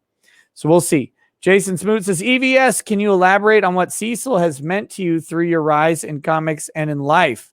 Thanks. I'll hang up and listen. Cecil has been a never-ending drain on my emotional energy. He love bombs me and basically makes me do emotional work, toil on his behalf. I've dug him out of more gutters than I care to remember, and he's funny, though. He's amusing sometimes. Most of the time, though, what a pain in the ass. Thank you. Yeah, I agree. Who else was doing the love bombing? That was We learned the word love bombing from Mags Visaggio and Sean Mags! Gordon Murphy. That's right. It was Mags. I was like, I know one of these weirdos was love bombing all the time. And so Mags was calling out Sean Gordon Murphy for love bombing. Is that what it was? Yeah, I didn't know what it was. We learned things, from SJWs. We learned because they make up things that sound awful. And love bombing just means schmoozing, being kind of a kiss ass in a sort of Hollywood way. As you would, like, oh, darling, I love your work. Oh my goodness. Yeah, I call it, quote, the way these people act. Because when you're around them, they do that to everybody. It's so superficial. It's obviously phony. Nobody likes it, but it's like a way of behaving. Well, it's like we went through this. I explained that it is like social grooming, like chimpanzees. In the chimp kingdom, and in most great apes, in order to fit in with the society, you have to pick and eat the gnats off of and the lice off of the other chimps. That's horrible. But that's what you do. That's social grooming. Oh, I'll do it to you. Now you do it to me, and now we're friends. And we do this to each other every day. Now, if the person is dominant, you'll bend over. One chimp will bend over, and the other and say, "Please, fuck my anus." That's the other part of the animal kingdom. I'm talking about the animal kingdom, and don't clip that. I love the internet. And this is in the context of what Cecil does to you. Okay, this is good. And anyway, that is the animal kingdom. That's where love bombing comes in. Thank you. Okay, perfect. Beautiful. I hate myself for asking. By the way, guys, we have crossed the 1,000 like threshold a while ago. I just wanted to let you know I am drinking. I have an Ardbeg Ergodile tonight. This is a fantastic scotch. It's hard to find in my area. My local whiskey dealer had 2 bottles. So I grabbed one. Jason Smoot says, Nick, is that bourbon you're drinking? I just cracked open my last bottle of Blanton's. Nope, this is scotch. Like I just said, Ardbeg Ergodile. How dare you send in that chat before I mentioned it? Very rude of you. 200 Watt Studio says, I don't think anyone has room for a fat Ethan Van Sciver. Huge. There's no 6 feet of separation when Ethan is in the city, let alone a room. Ouch. Yeah, but social distancing is over with for now.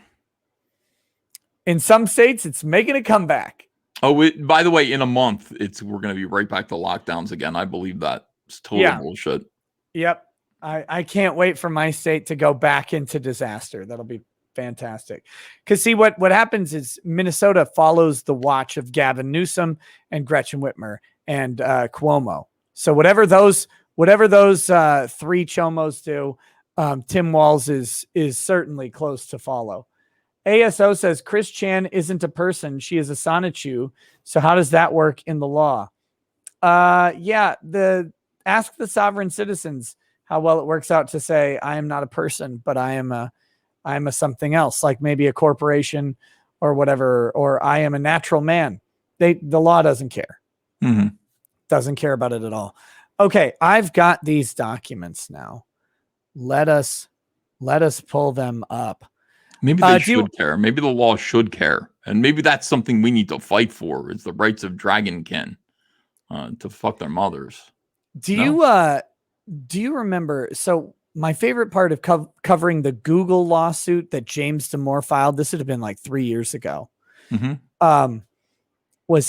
mentioned a presentation put on by 2 other kin.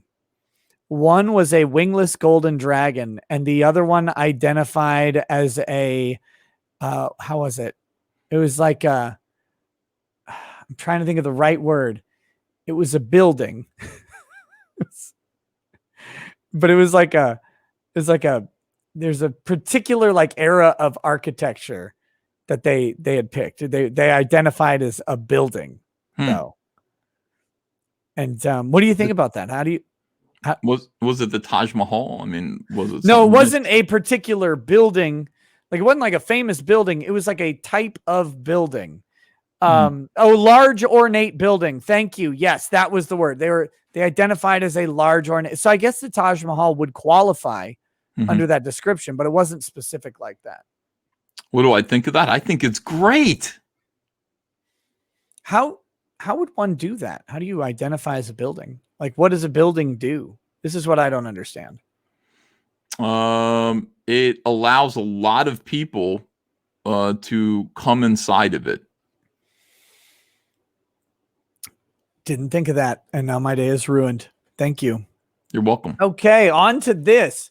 So here, can you give us a little bit of background about what's going on in this lawsuit? So this is in regards to the a trademark dispute between you, as you claim to be the owner of the copy or of the Comicsgate mark, not necessarily a trademark, but a service mark, which is it's all the same. It just depends on what the mark is used to do.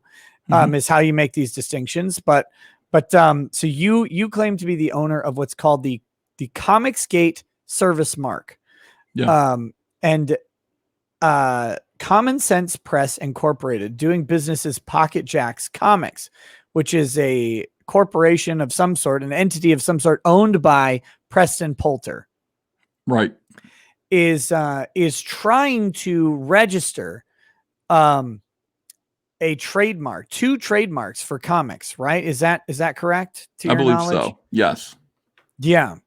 So President says, I own Comicsgate, and has attempted to register those trademarks. Has 2 pending applications, and trademarks are weird. You have to register a mark for like a whole bunch of different stuff, even though it's all for the same thing that a normal person would see.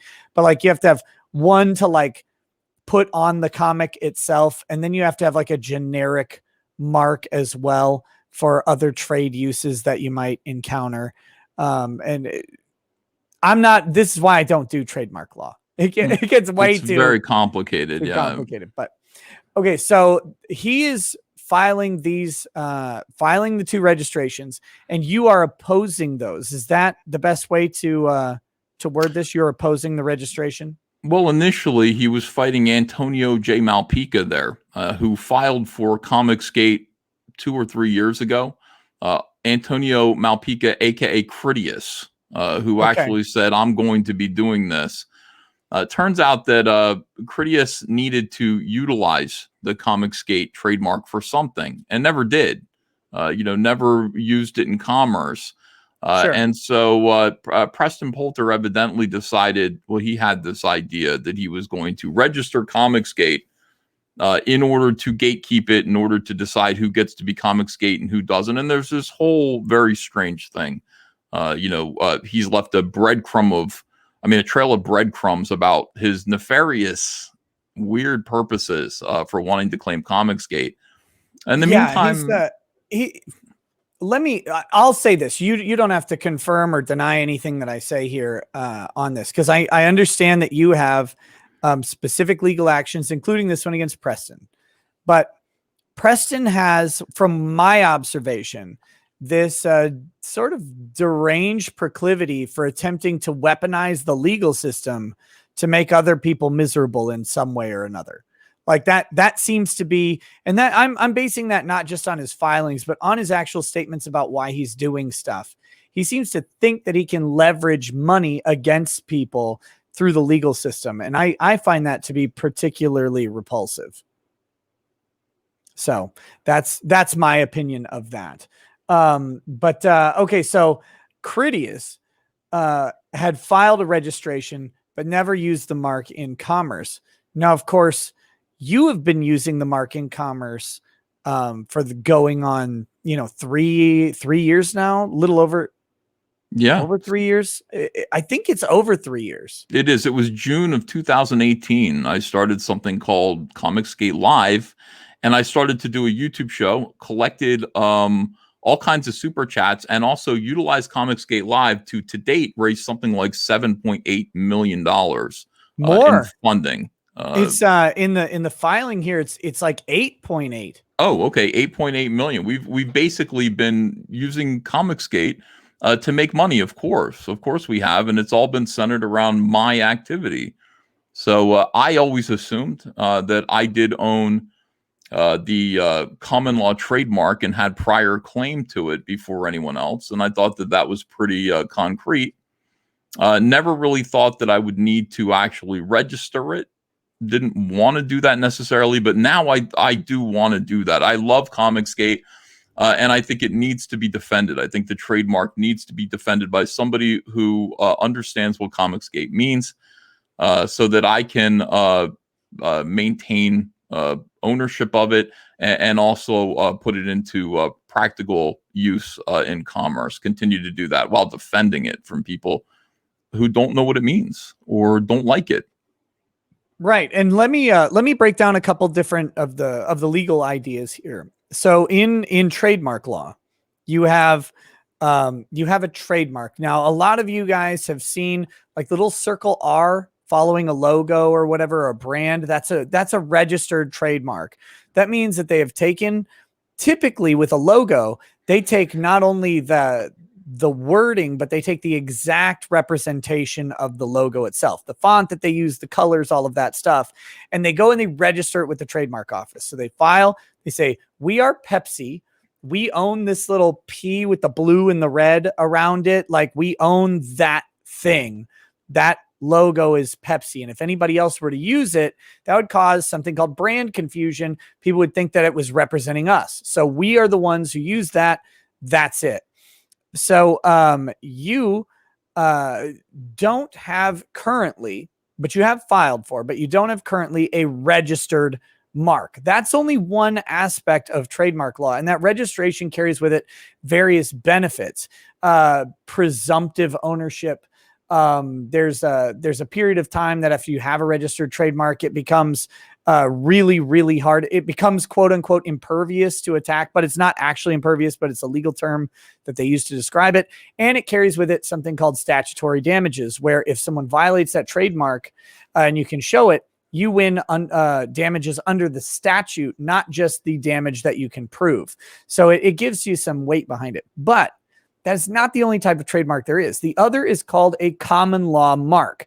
And this is where before the trademark office was created, because this is created by the United States. People don't realize that trademarks and patents were created by the US Constitution. They didn't exist. They didn't exist in the firmed up way that we have them. But there was this sort of idea of common law ownership. So that means it developed through the court system, where people said, there's no registration office or anything for this, but I own this. This is me. I'm Bill the blacksmith. I've always been Bill the blacksmith. I hammered out my sign that says Bill the blacksmith. I hung it. And this guy, William, is trying to be a blacksmith and he wants to call himself Bill. And that guy's a piece of shit. So like they would have these disputes over it. And so the English common law developed a sense of protection. Says, no, you can actually own these things.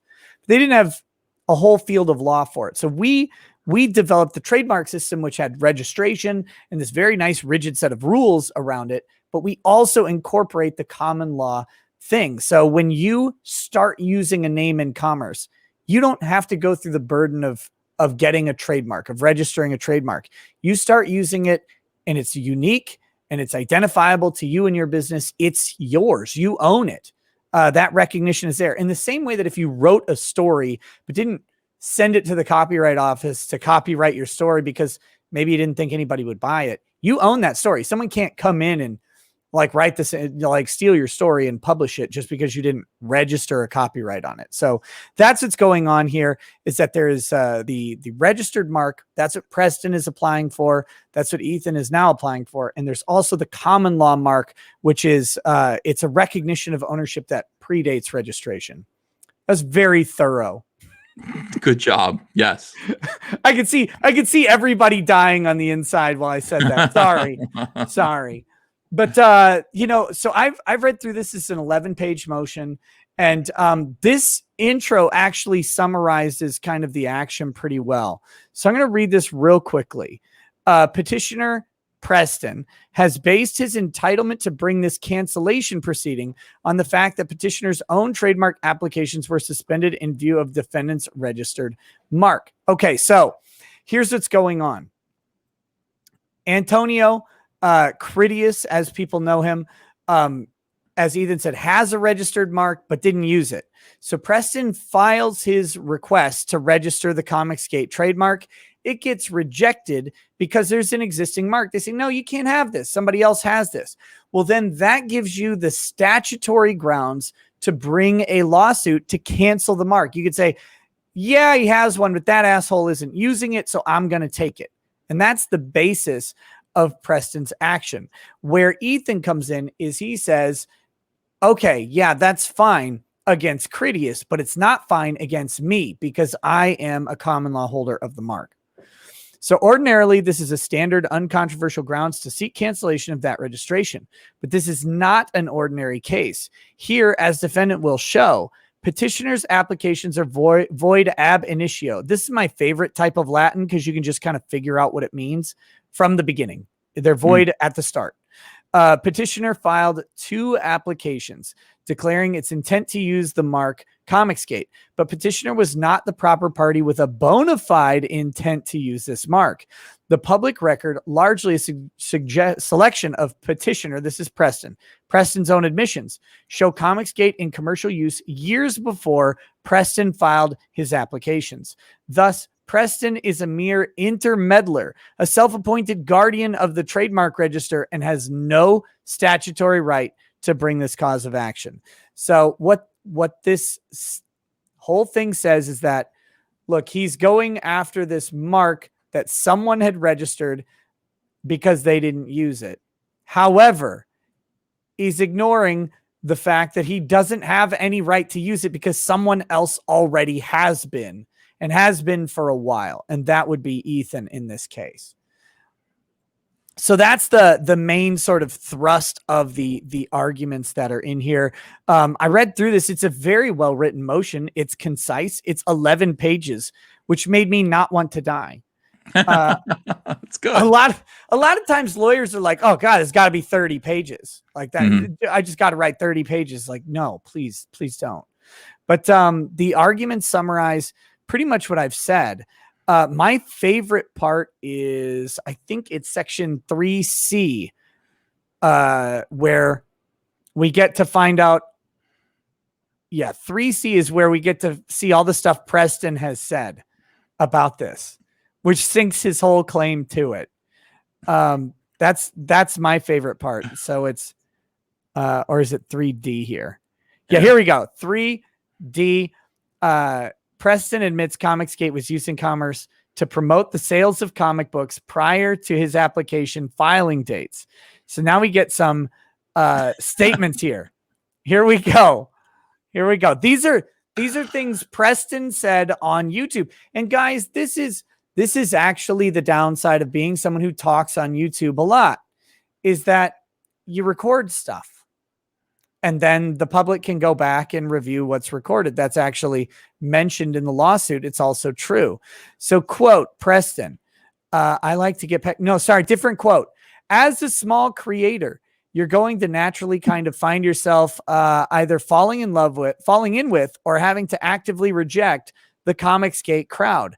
Because if you're looking at, the biggest numbers put up on the scoreboard for indie comics, they're going to be dedicated Comicsgate people such as, Ethan Van Sciver and Richard C. Myers. It's just Meyer. It's Meyer, yeah.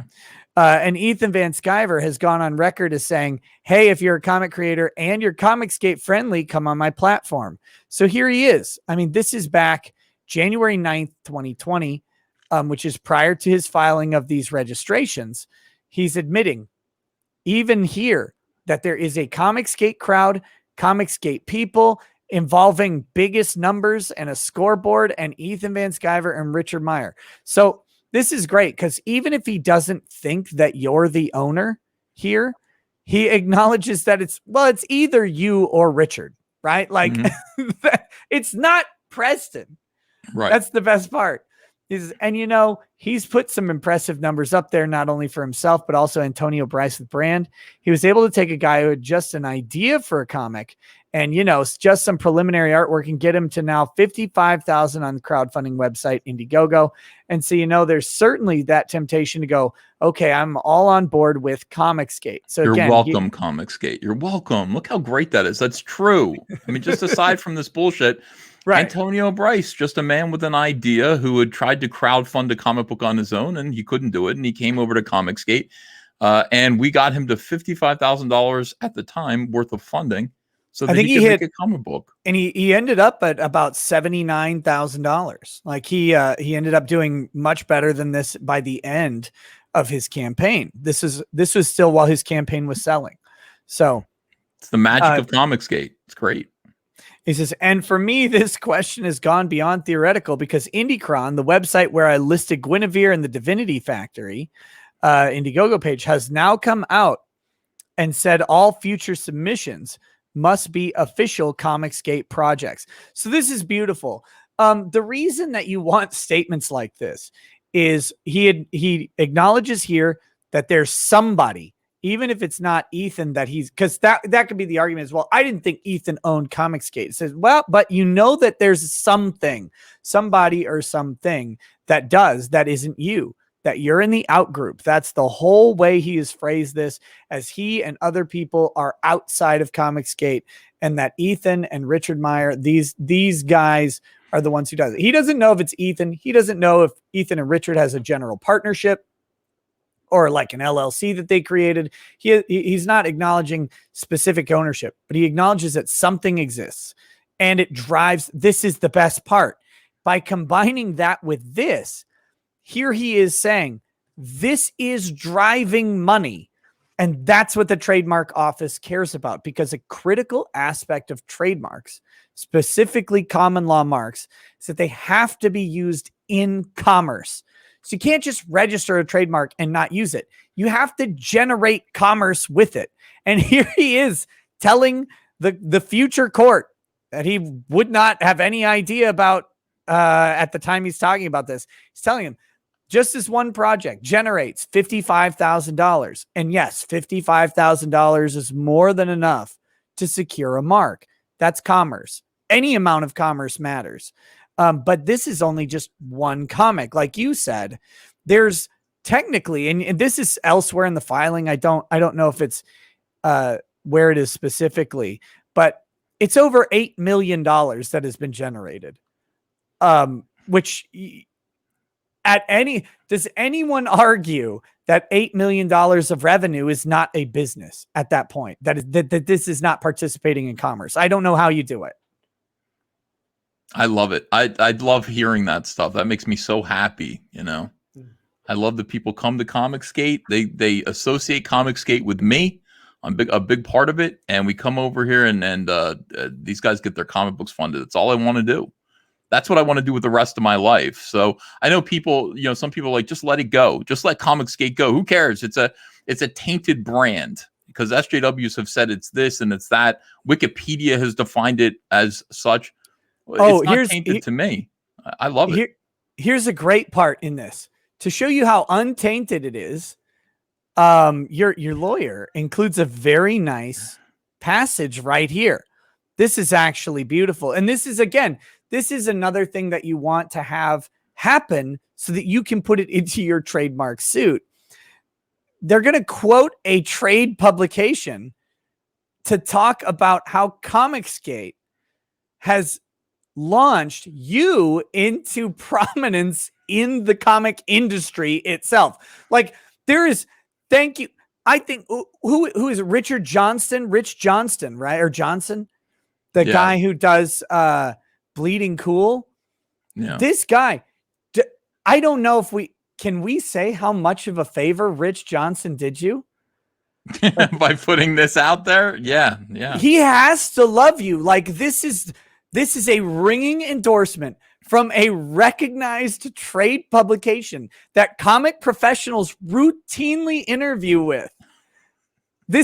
You couldn't ask for better stuff than this. Rich Johnston may have just very tangibly helped you retain a trademark for Comicsgate. It says, Mr. Van Sciver's successful use of Comicsgate in promoting independent comic book creators soon gained recognition in the comic book industry. At the end of 2018, for example, a popular digital magazine following the comic book industry, I would have called it a trade publication, but this works, Bleeding Cool, placed Mr. Van Sciver on its top 100 power list, Exhibit 8 at 2. Ethan Van Sciver, and then these ellipses just to note that there's superfluous words between the usage that the lawyer needs. Ethan Van Sciver used Comicsgate to raise over $500,000 on Indiegogo. This is at the beginning. This is back in 2018. Well, that's just for me. That's $500,000 just for Cyberfrog. Yeah, not including what we've helped do for other people. But yeah, I got on the top 100 power list after having been canceled. By the comic book industry. I'm one of the top 100 most powerful people in comics, according to Bleeding Cool, which is not a fan. They're not fans of mine. Rich Johnson must be a fan. He did such a solid by doing that. He has no idea. He has only given you more power. It's probably the best thing he's done in his entire life. I love it. It's great. I'm not here to just, here it is.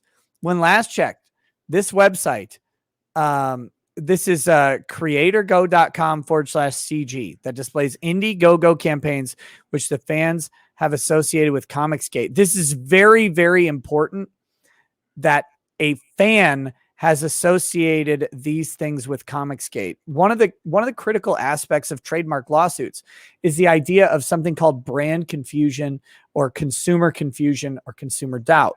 So if you have two Comicsgate, like Ethan's doing his Comicsgate live show, he's promoting comics under the Comicsgate label, and then someone else comes out and they say, Comicsgate is this, without his permission, suddenly people are like, oh yeah, this must be a thing that Ethan and other Comicsgate creators are into, but that might not be true. That's customer confusion. So the fan who created this has compiled the thing. They have associated with the brand Comicsgate these crowdfunding projects. When last checked, this website reported Comicsgate crowdfunding figures in 2020 and 2021. So this is just these 2 years. This doesn't count 2018, 2019, totaling $8,872,786. Your year-over-year growth on Comicsgate is huge, by the way. I'm like Scarface. Yeah, you've got a pile of cocaine, but instead you're snorting up a bunch of comic book prints. Our yayo is comics, But no, this is another great thing to have. You have what's going on here in this is you have like this nice storm of all these different things that you would normally want, because and before, let's get your ego in check after what I'm saying here.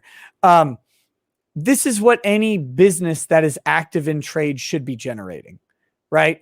A business is active in trade should be generating evidence that it's active in commerce.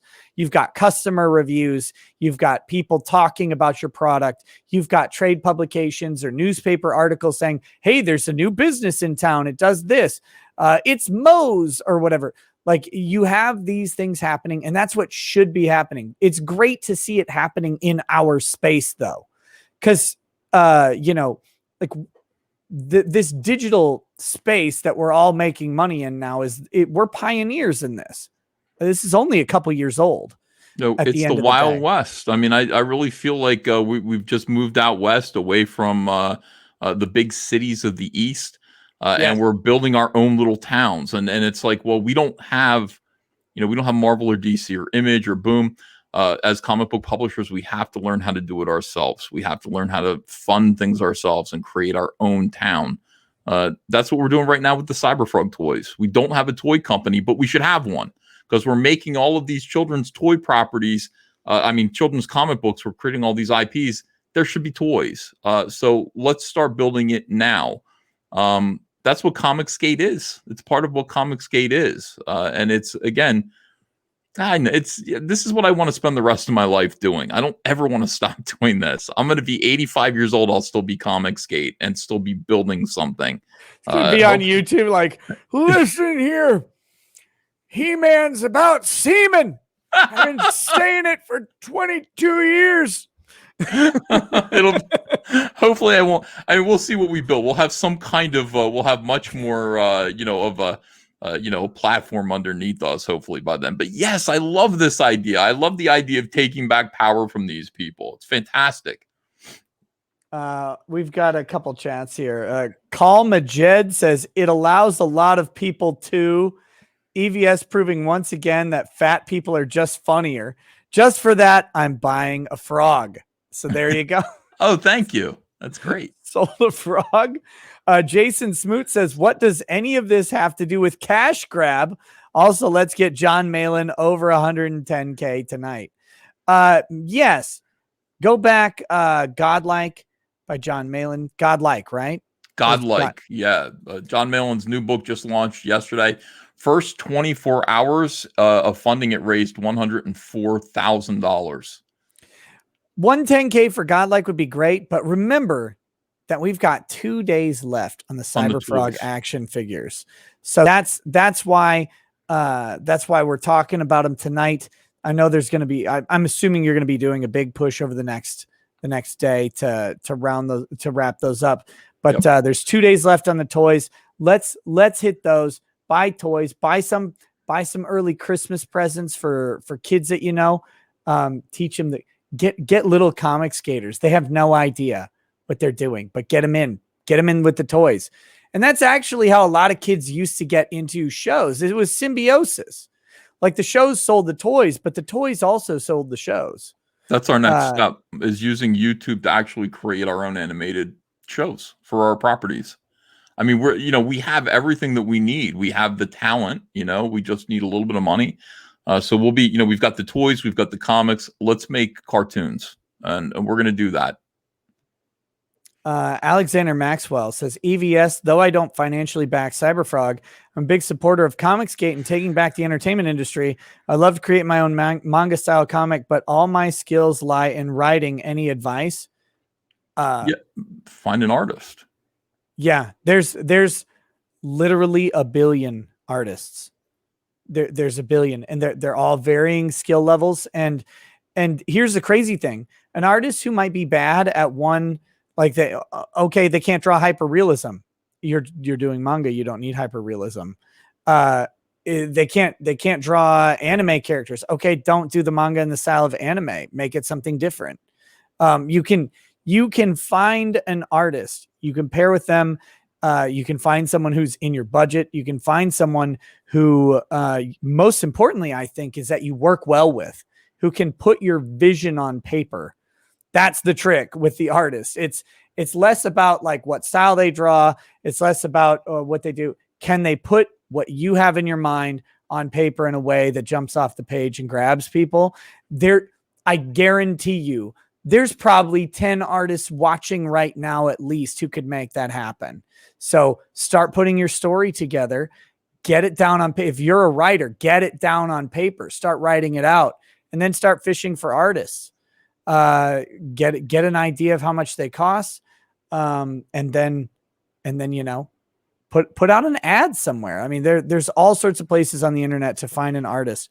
Start DMing some artists who do commission work. Say, hey, how much would it cost for you to do a full comic if we crowdfunded this thing, et cetera, et cetera, et cetera. There are plenty of artists. I know my audience has amazing artists. I can't draw for shit. These people draw great. Jason Smoot says, bring Cecil to me. Bring him to me now.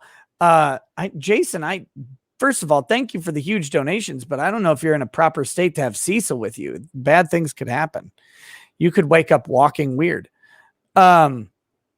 Okay, back to this. I have been talking very positively about your lawsuit, but I do have to point out some things. Okay.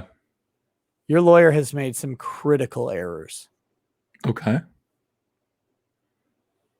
Let's see. Is this? I'm trying to remember exactly where they are. It was at the top of one of these pages. I thought it was 8. It's getting towards the end. You could tell he's getting tired. You could tell he was getting tired. That's what's going on here. I like all the quotes. That's my favorite part. I like reading the quotes. The quotes from live Preston? streams. Yeah. It's a lot of fun. Those are good. We read a good chunk of them. Let's see. Where was it? We're in trouble, guys. Let's see. Dependent.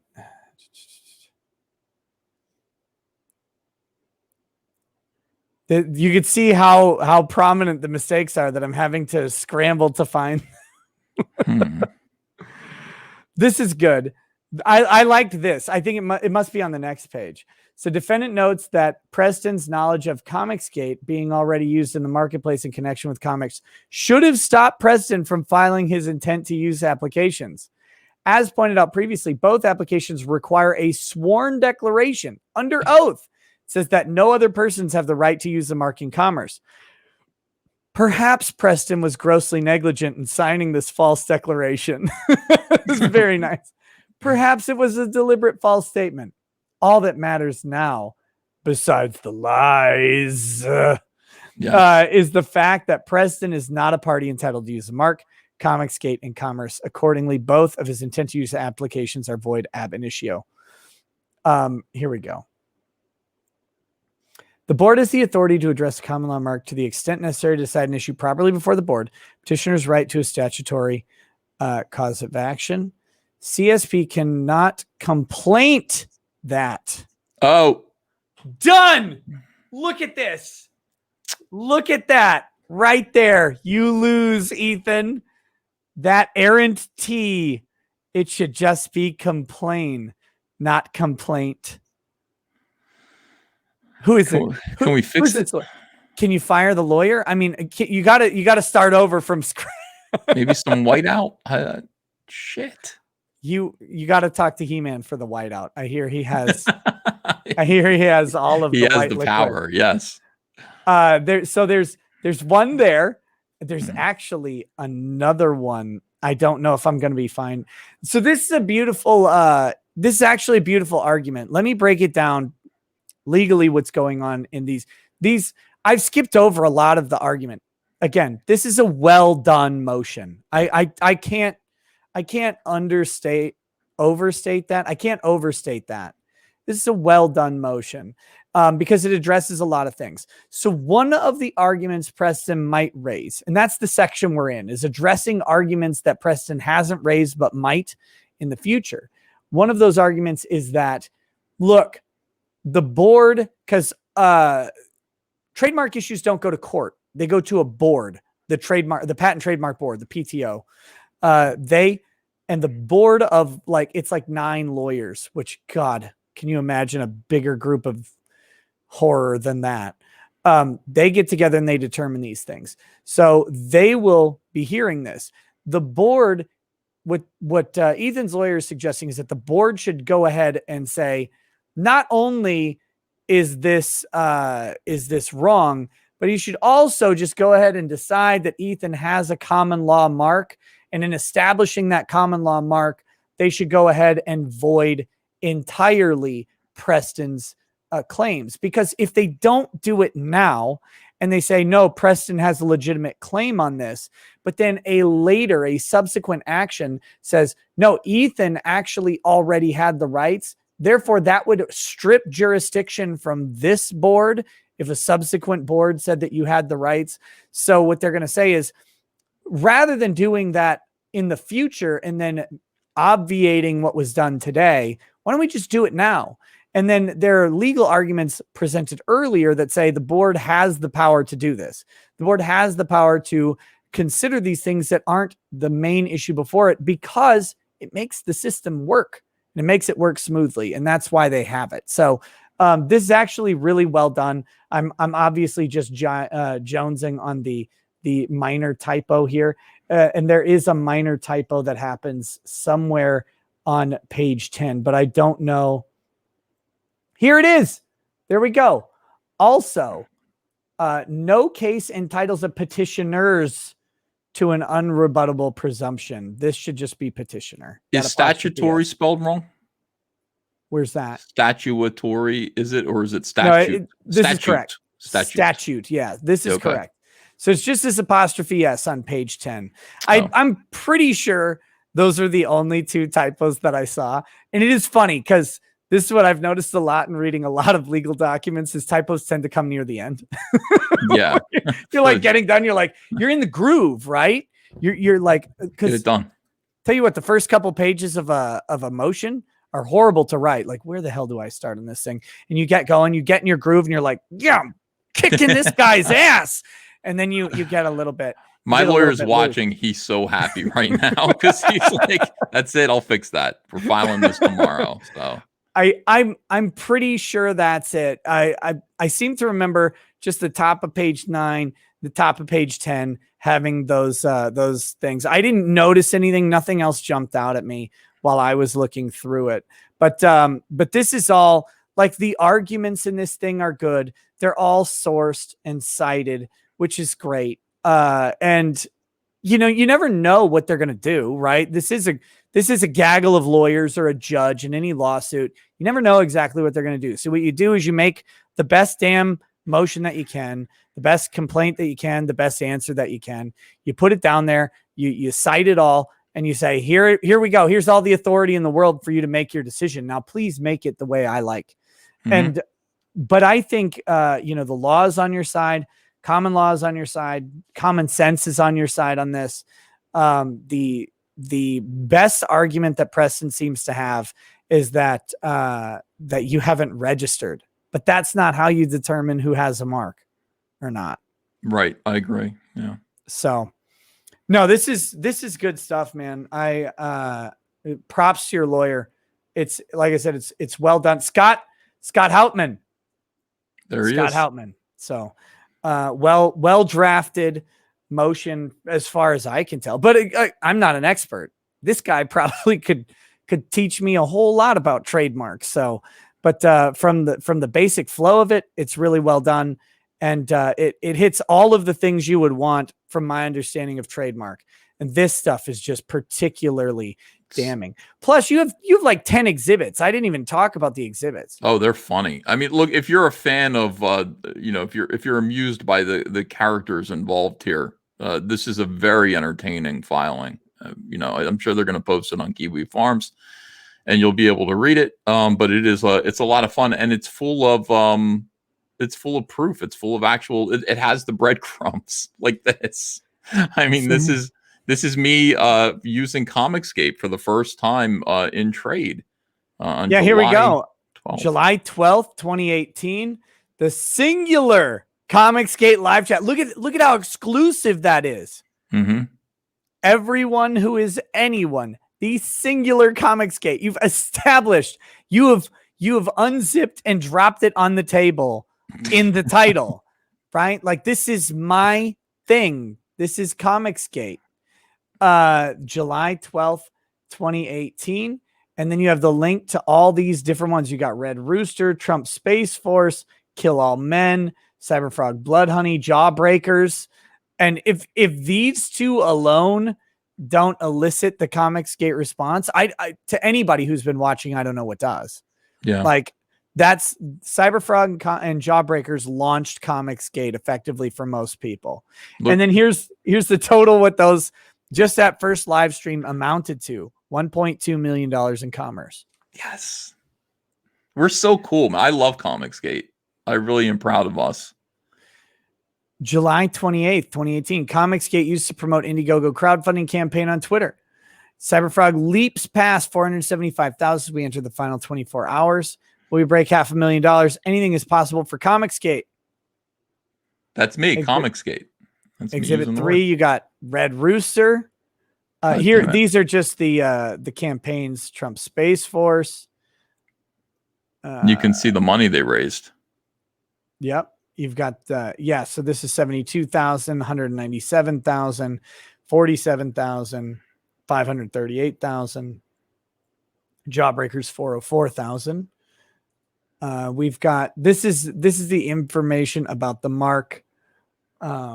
This is your application. This is your application for a service mark that's going on. Here's the mark type. Filed April 15th, 2021. Status date July 22nd. So waiting for stuff. So a service mark is a mark that is used to promote other things, other services. It's used not necessarily as the product's brand name, but as like a promotional company would have a service mark. You say, we are Island. I don't know if Island Records would categorize as service mark, but we are a promotion. We're a promotional company. We're going to take other businesses and help boost them. That's what we're going to do.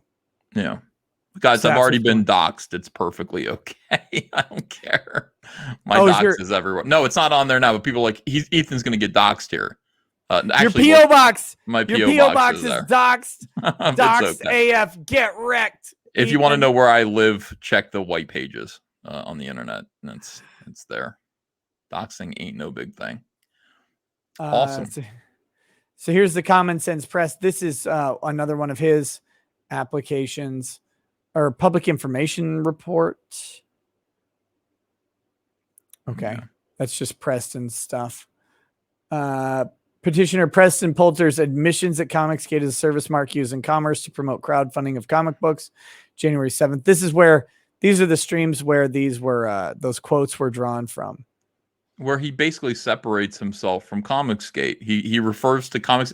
See, if you really felt Comicsgate was yours, you would be a part of it. But he says Comicsgaters over here are doing this, but we're doing this. And it's like, aren't you Comicsgate? Aren't you claiming to be Comicsgate? But if we're doing a review to a Comicsgate audience, which, let's face it, like the non-Comicsgaters are just going to hate it regardless because they can't separate the art from the artist necessarily. So they take the artist so they're not going to like the art.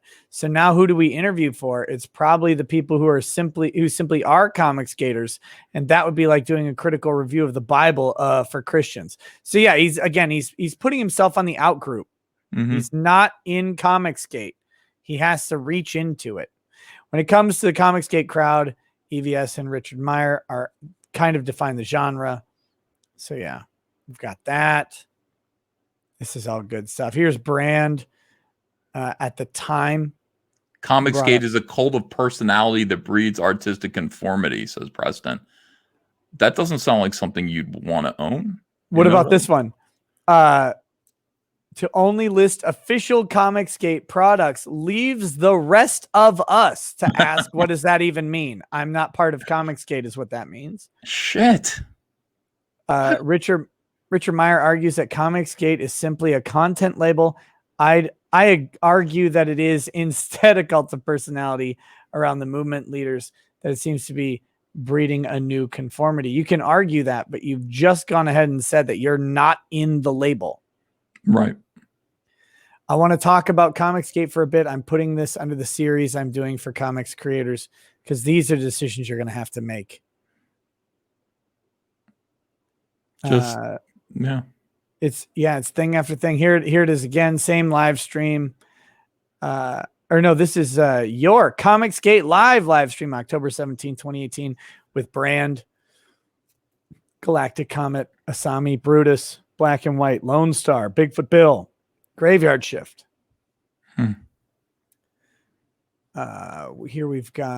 Here's the Bleeding Cool Power List, number 75 to 71. I didn't even keep a copy of this, so this is pretty neat. Number 74. Number 74. There you Wow. go. Above Christina Merkler, that person that everybody's heard of. Yeah, I'm afraid I haven't, but I still feels good to be more powerful than Christina. It's Diamond Comics' biggest comics account. Oh, okay. Retailer. All right. Yeah, there you go. A big one, apparently, for Diamond. Anyway. Doesn't make me feel that great, to be honest with you. You're in the top 100, Ethan. Come on.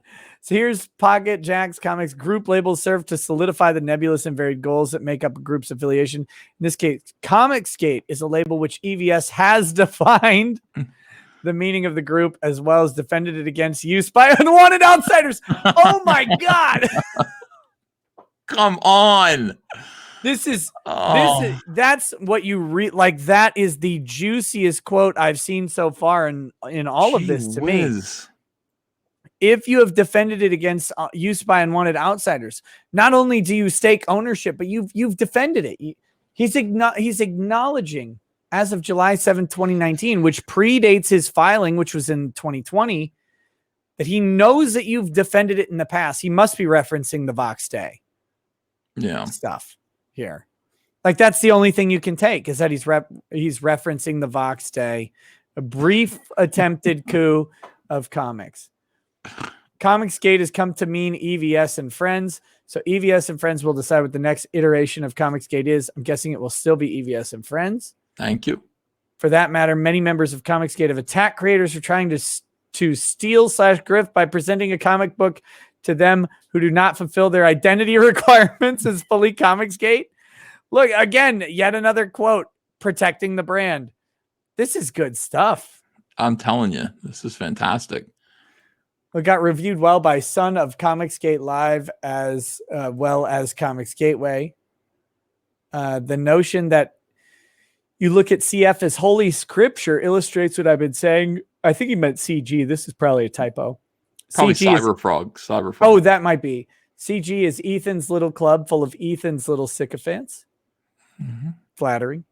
Indiegogo allows Comicsgate creators of Ethan Van Sciver's choosing to run a second campaign. Again, still, like, if you're choosing it, that's a service mark. I mean, that's the whole point of a service mark. I am working for the destruction of Comicsgate and would never willingly hire anyone associated. Holy shit. So put your outrage where it belongs. I am working for the destruction of #Comicsgate. That's why he wants to own the trademark. He's laid it out there. This is all very, very bad stuff for Preston to say when he's trying to own the mark in commerce. If you're trying to destroy it, what's your intent to use it in commerce? I feel bad now. Why is that? I like feel sorry for him. I don't know. This is like, I mean, if it wasn't for the fact that he's deliberately trying to harm me and ruin my life, I would feel very bad. This is just awful, weird stuff. But you know what? It's made me realize that I do, I do need to file for the trademark of Comicsgate. I do need to have it. I do need to protect it. And I wouldn't have done it if it wasn't for these efforts. I just wouldn't have done it. I feel like there's somebody who told you to do that, like in 2018 or something. God, who would have? I can't even think of who it might have been. I feel like maybe someone suggested that you look into. But I mean, it. I just thought to myself, why is it? I was like, why is it my responsibility? Why? And it just is. It just is. It's clear now. It is. And so I need to do it. And that's, I've gotten so much from, Comicsgate, Comicsgaters, people who are a part of this movement have made my life great. Look at that. The top four campaigns there are all mine on that list. I'm grateful. So I got to do my part.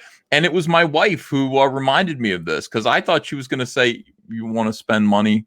You want to spend our money to what? Defend the word Comicsgate? And I thought she was going to say what other people had said to me, let it go. But I said, maybe we should just let it go. And she said, the hell have we been fighting for 3 years? You got canceled over this. This belongs to us. This is ours. This is ours. This is our people's. This is your responsibility to do something about this. Hell yes, we're going to fight for it. And that's why I married Andrea. She's awesome. Great consigliere, as it were. Wartime consigliere. So we're in this to win this. I think we've got a great case. I'm glad you agree with my lawyer's filing. I'm glad you think it's good. I think it's good too. It's way better than anything I'd draft. I mean, like, leagues, obviously he's a specialist. He knows what he's doing. He's picked out, his exhibits are fantastic. He's picked out exactly what you need to show. The tweets that are devastating. So again, you never know what a board's going to do. You never know what a judge is going to do, but I don't know where else you attack this thing other than with the facts and with the law, and that he's done really well. He's presented the facts. And again, it's 11 pages. It's It fun to doesn't- read. It is. doesn't need to be 40 or 50 pages. Yeah. The board doesn't want to read a 50-page argument. They know all this stuff. They do it literally 20 times a day. And they just need to be shown that you know what arguments you're making. And in this case, these aren't novel arguments. They're the normal arguments. And I think that goes to show, like, Preston is doing something. He's attempting to abuse the system in a way it's not designed to be used. And that's what comes out of this filing in a great way. So it's very good. It's very good. I think I think what he has been doing by using this trademark and he's put it on a few comics. I think it's fraud. I think he's been using the trademark fraudulently. I think filing for it. One of the rules before you even file for a trademark is you have to do cursory research at the very least to make sure that nobody owns the common law trademark. I can't just go, I think I'm going to call myself Ricada Law and file for that trademark. And you go, even if you haven't filed for it, you go, you fucking know full well that I do business under that name. And I'm just going to go, well, you didn't file for it, so I guess it's mine. That's Actually, not how it works. I don't think you can actually register Ricada Law as a trademark because it's a last name. So I don't know if I Ricada can... plus Law, of course you can. McDonald's is a last name. Yeah. It's a brand. It's Ricada Law would be. There's some weird thing with last names. So maybe you could with Ricada Law. Maybe I couldn't register Nick Ricada. That's probably what I can't do. No. Is trademark me, but yeah, no, it's but yeah, again, if someone tried to enter as Ricada Law, I'd be like, hey buddy, what are you doing out there? We've got pages and what are you pages of proof that he knew that Comicsgate was a brand that was being used by me for years. Fully aware of that, and he filed for it anyway. That's fraud. So we'll see.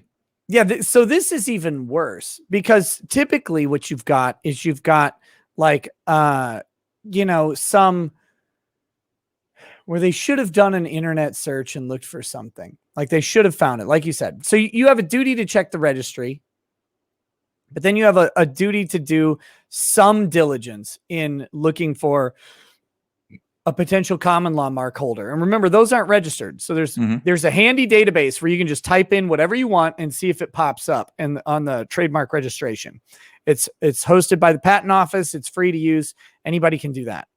But then you have to Google around a little bit. You have to use your Google foo skills. Find out, does anybody else do this? Is anybody else using this name? And if you can't find somebody, you still might not win. Like maybe they were just obscure. Maybe it was some sort of weird antique shop or something somewhere. And then if you're if you're selling antiques, you're shit out of luck. That's just how it goes. So no, you have a duty to do that. And the worst thing for Preston is that not only did he clearly not do a little Googling, he's in this world. He's commenting on it. He's talking about it. He's clearly aware of what's going on. And that lends towards the idea of nefarious motives rather than just idiocy. Yes. Yeah. Idiocy too, though. It's nefarious dumbass. Oh, and I've been very outspoken that I think Preston's lawsuits, not just this one, but the other one, are abusive, that they're idiotic. They're poorly drafted for one thing, but they're intended to utilize the legal system to cause harm to people. And, not everybody involved is all that upstanding, but that doesn't matter to me. Like, I don't care if because I know there are people in this audience who don't like some of the people who are in the rogues gallery with you, and that's fine. I'm not saying that they need to be liked in any particular way, but that doesn't mean that they should have a legal system that is intended for serious disputes leveraged against them in frivolous ways. I find that to be disgusting. Me too. But yeah, man. Well, that's the trademark. I mean, that's where it is. We'll be waiting. I can't wait to see what happens. I you think follow you're these going to get. stories? Will you? I mean, I would appreciate it. I'd love your commentary throughout this and the other case as well. It's all moving forward. Yeah, I saw the other case. We're not going to get into any of the issues. The only thing I've seen on it is that I think you and I don't know, either Dean or Vicky have been served, but there's not too much that's happened since then. I do check in on those every couple days to see if there's action. But yeah, as they develop, I am 100% following. I've already made fun of Preston's initial filings, talked about the fact that he's changed lawyers. And I think that the reason he changed lawyers is because the first complaint was really bad. Really badly written, but yeah, so I'll be definitely following along. I mean, this is the type of stuff that I built the channel on, and so I'm certainly gonna do more of it. I can't wait. I'll watch. I'm in the audience. All right, man. Well, is there anything else you want to say? I mean, I've got super chats to read, but is there anything you want to say on these subjects before we close out and I finish the super chats? That went really fast. Thank you so much. That was 2.5 hours and it felt like a couple of minutes to me. I love hanging out with you. Absolutely love it. Yeah, I always have a good time. Mm-hmm. Let's see. Should we bring up, while I read the super chats, I'm going to bring up the campaign again. Oh, thanks. That seems like the right thing to do. Yeah, let's see. I mean, if people haven't backed it yet, maybe they want to. We'd appreciate your support. This is not one of those. This is not one of those campaigns where we're just, wow, awesome, another $1,000. Yeah, we've cracked 382. We should talk about the perks. We didn't go through the perks. Bad thing. Oh, okay, sure. Yeah, here's the featured perk set of 4.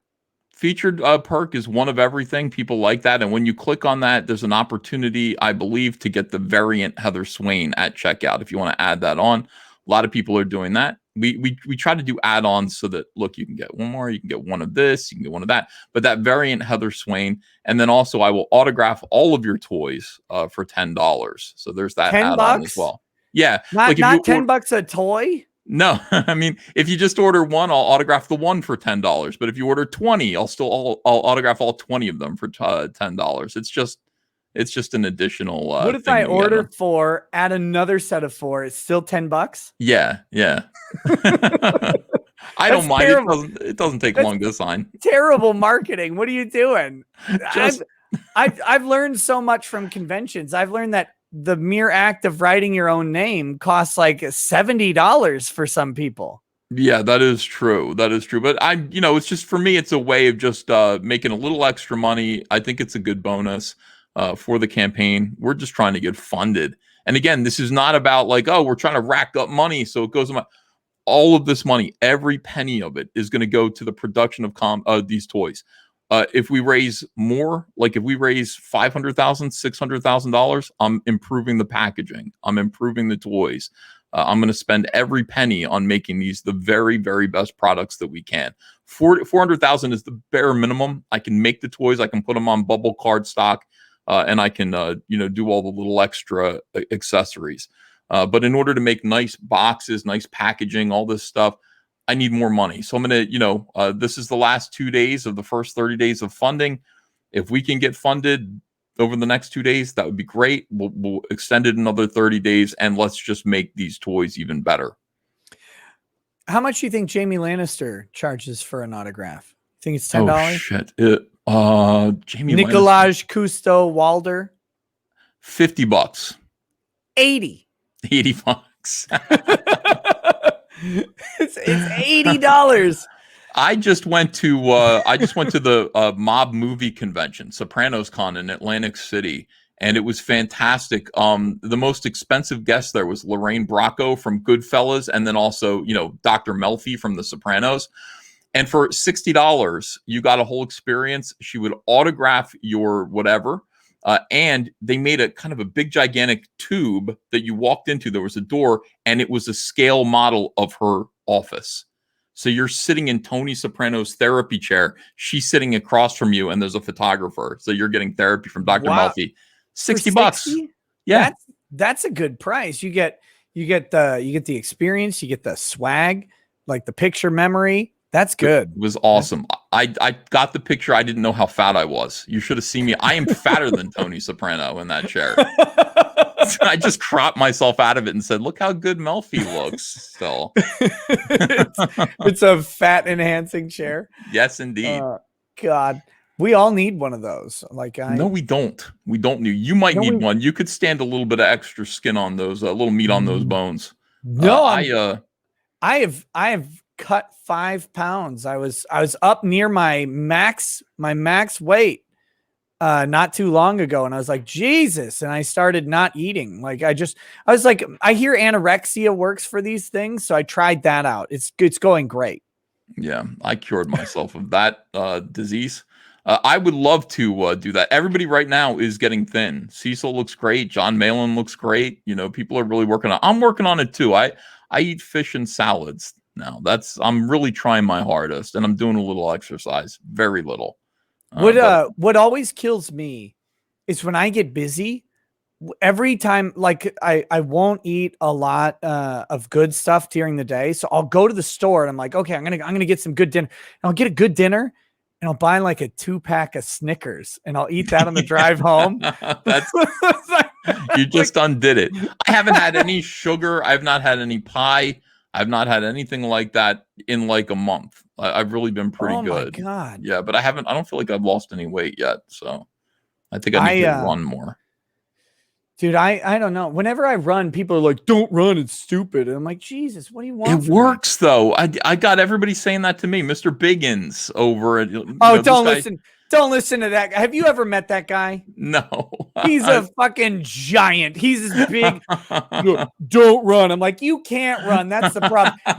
And I don't mean he's fat. He's like this big, muscular asshole. Yeah. He looks. People kept calling him Thor at Anime Matsuri. They're like, who's Thor? It's like this big ass dude walking around. He's like, don't run. I'm like, I better learn to run because I don't have shoulders that big. What am I going to do? I got to outrun the boulders you're throwing at me. Yeah, it's different for everyone, I think. Well, I like to run and I lose weight when I run. It's just that, Me too. That's the way it is. Okay, so you can buy the set of 4. Or you can just choose one. Modern Cyberfrog is the, I guess the main one, but Heather Swain is doing great. These are $40.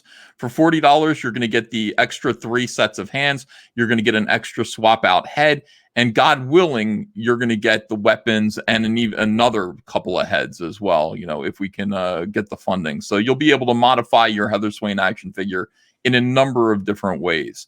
But I need you to buy in at $40. That's the bare minimum.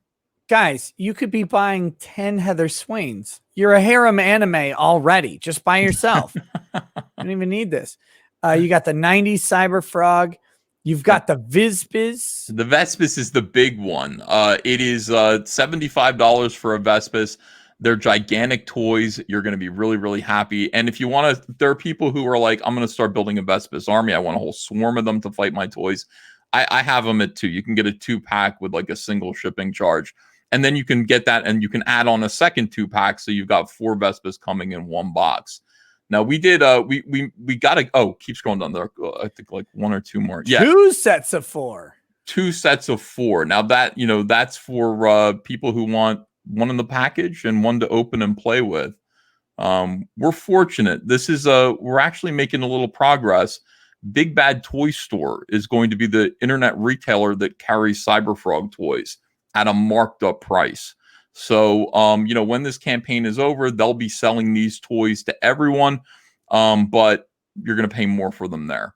Your best bet, and I'm hoping you will, is to actually support this campaign. You'll get the toys cheapest, and you'll get them first.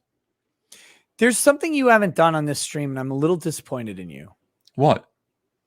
You've not tried to convince me to buy these yet.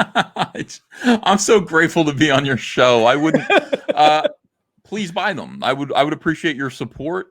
Maybe 1 or 2 of them would be really helpful. And I think you're going to like owning them. This is the first big toy line from any Comicsgate property, and I think there'll be many more to come. So if you could get us, help us, give us a kickstart, we'd very much appreciate it. The second wave is going to have Salamandroid. We're going to do a scale 18-inch Salamandroid toy fully articulated, fully posable. Maybe his mouth will glow with purple flames. You know, he breathes purple fire. All of that stuff. We want to make that toy great. Got to get past this hurdle first, man. Got to do it. Got to climb this mountain. To the chat, what should I buy? Tell me what I should buy. I got 5 kids. I don't want all of them to have Cyberfrog toys. Most of them would ruin it. But but I've got a shelf. Look at this. We got a shelf behind me over here. Get one of everything. Get the one of everything tier. And if your kids want one of the frogs, give them one of the frogs, and then put the other ones on the shelf. It's in the fate of the chat. So there's the one of everything. There's individual figures. There's the Vizbiz. There's the 2 sets. That sounds painful. 2 sets of 4 plus the Heathers as add-ons. We've got, hold on. Pastor Flash says, please play Ethan's Don't Come clip. All right. I'll put that up and you can choose to play that if you want to. That's I've seen it. It's brilliant. It's wonderful. Here, I'll share your stream.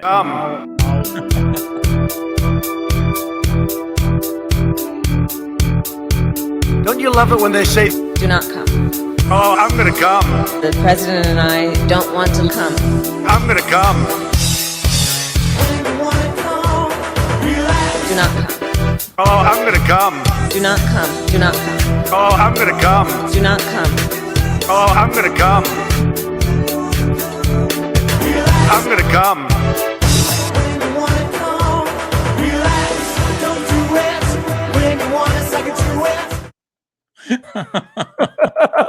I love the Ritz cracker hat at the end. It's just a guy putting on lipstick. Sure. Absolutely. I miss him. What a great president he was. It's so boring without Trump in the White House. We got to get him why back. Why would you want the current guy? He's so boring. He's just pointless. He's like the grits there. Cream of wheat. They just don't want Trump in there. That's all. They put anyone they could in there just to get this man out. But I'm telling you, the more he's gone, the more I miss him. And I definitely want to vote him back into office if I can. That's where my vote is going. I'm not saying we're going to win. That's where my vote is going in 2024, no matter what, no matter who's running. Trump. Let's see, I got to put in all this damn information for these credit cards and everything. Oh my gosh. What am I supposed to do? Why is it hard? Like, don't you have an Indiegogo campaign in which you support dozens of Indiegogo Comicscape projects? You just have to hit a button. Literally buy everything as a guest. I can do it so quick now. I've supported probably 200 or 300 campaigns. I think it's my job to do that. So all I really have to do is just hit a couple of buttons to back someone's campaign now. It's pretty easy. How does Google not have the state I'm in? What else? They don't have the state you're in? All right, hold on. Let me give you another I'm going to give you another video to play. I'm trying to buy this. That's all I'm trying to do. I'm just trying to make a purchase here. No, it's great. I got it. It was my fault. Here's a Cyberfrog ad that you could play right now, and people will like this. My contribution ID is number 2289. Oh, here we go.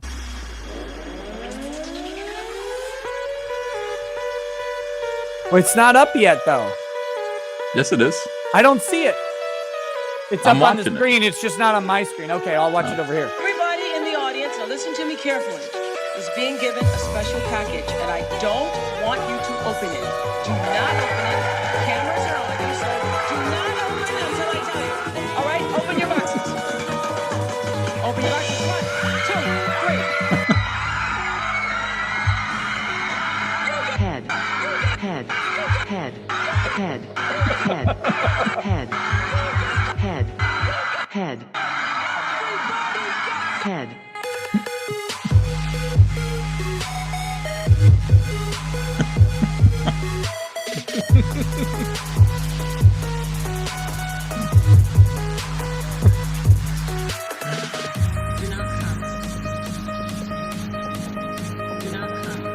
Do not come. Do not come.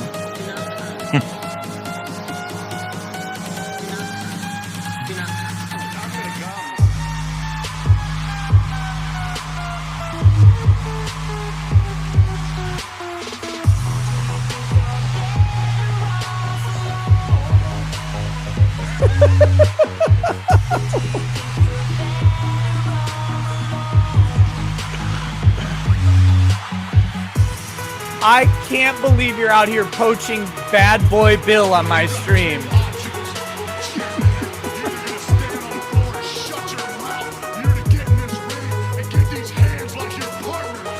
will get these hands. Take care of those hands.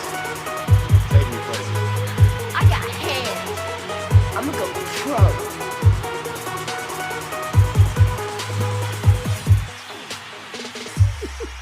That's right. All caps toys, everyone. All caps toys. We're doing it together. Back Cyberfrog. Back the Cyberfrog campaign right now. Get free head. That's Alice DJ. That sounds like a Bad Boy Bill track to me. I don't know. Get some hands. Do it. Yeah. We got good ads. You know, we got I'm very Trumpian. We've got the very best people making the very best ads. Whoa, I can control your screen? Yeah. Why can I control your screen? That's weird. It's yours. I figured out, hold on, I'm removing it. So I figured out when you're using StreamYards, you hit the share button and then you can add videos. Other people can bring in videos for you to use. You get control of the videos. Just discovered that. That's amazing. I did not know. This is such a cool, stupid website. I do like StreamYards. I'm happier with it. We used to use Google Hangouts. It sucked balls compared to this, you know. Google Hangouts, anybody could just come on in whenever they wanted to. Here, you can gatekeep them. I like the gatekeeping. Yeah, the gatekeeping is nice. Mm-hmm. Okay, so I did back your little campaign or whatever. You did. Thanks. I appreciate it. Thank you. All right, pull it up. Let's see where we're at. Let's see where we went. We were at 382 before. Oh, thank you, Nick. We're at here we go. I'll pull it up. I decided to get my kids a set. So we're 383 039. I'm at the mercy of the chat. They said buy 2 and then you add 2 variant Heathers. I forgot to get them autographed. I'll sign them for you. Thank you so much. That is gigantic. We're now only $17,000 away from getting funded. I've got 2 days to do it. I'm way better. I thought I was going to get it to 380 tomorrow, and then we'd have a sprint, a $20,000 sprint in the last 24 hours. But thank you, Nick, and thank you everybody in the chat. I really appreciate it. I appreciate your support. Thank you for the moral support and reading that lawsuit filing. Yeah, and guys, like legitimately. This is something I've been talking about since 2019, specifically when I started my escapism crusade. I started it then at Anime Matsuri, and I have continued it at every convention I've gone to that has given me a panel. Bubba Fest said they were going to give me a panel, and then I got there, and they're like, I guess. And I'm like, why wouldn't you have me do a panel? I do great panels. I give wonderful panel. The best panel you've ever had. You've never been to a panel like this. Well, you're going to go to that guy's panel? Have you seen that guy? Can't even talk, can't even get through a sentence. He's bumbling around, stumbling. He's got a green screen with helicopters. I don't use green screen. Only legitimate helicopters. I miss him. Every convention that has given me a panel room, I do some variant of this panel. It's the idea that your escapism is yours. It's for the fans. It's not about anybody else out there. It's not the creators.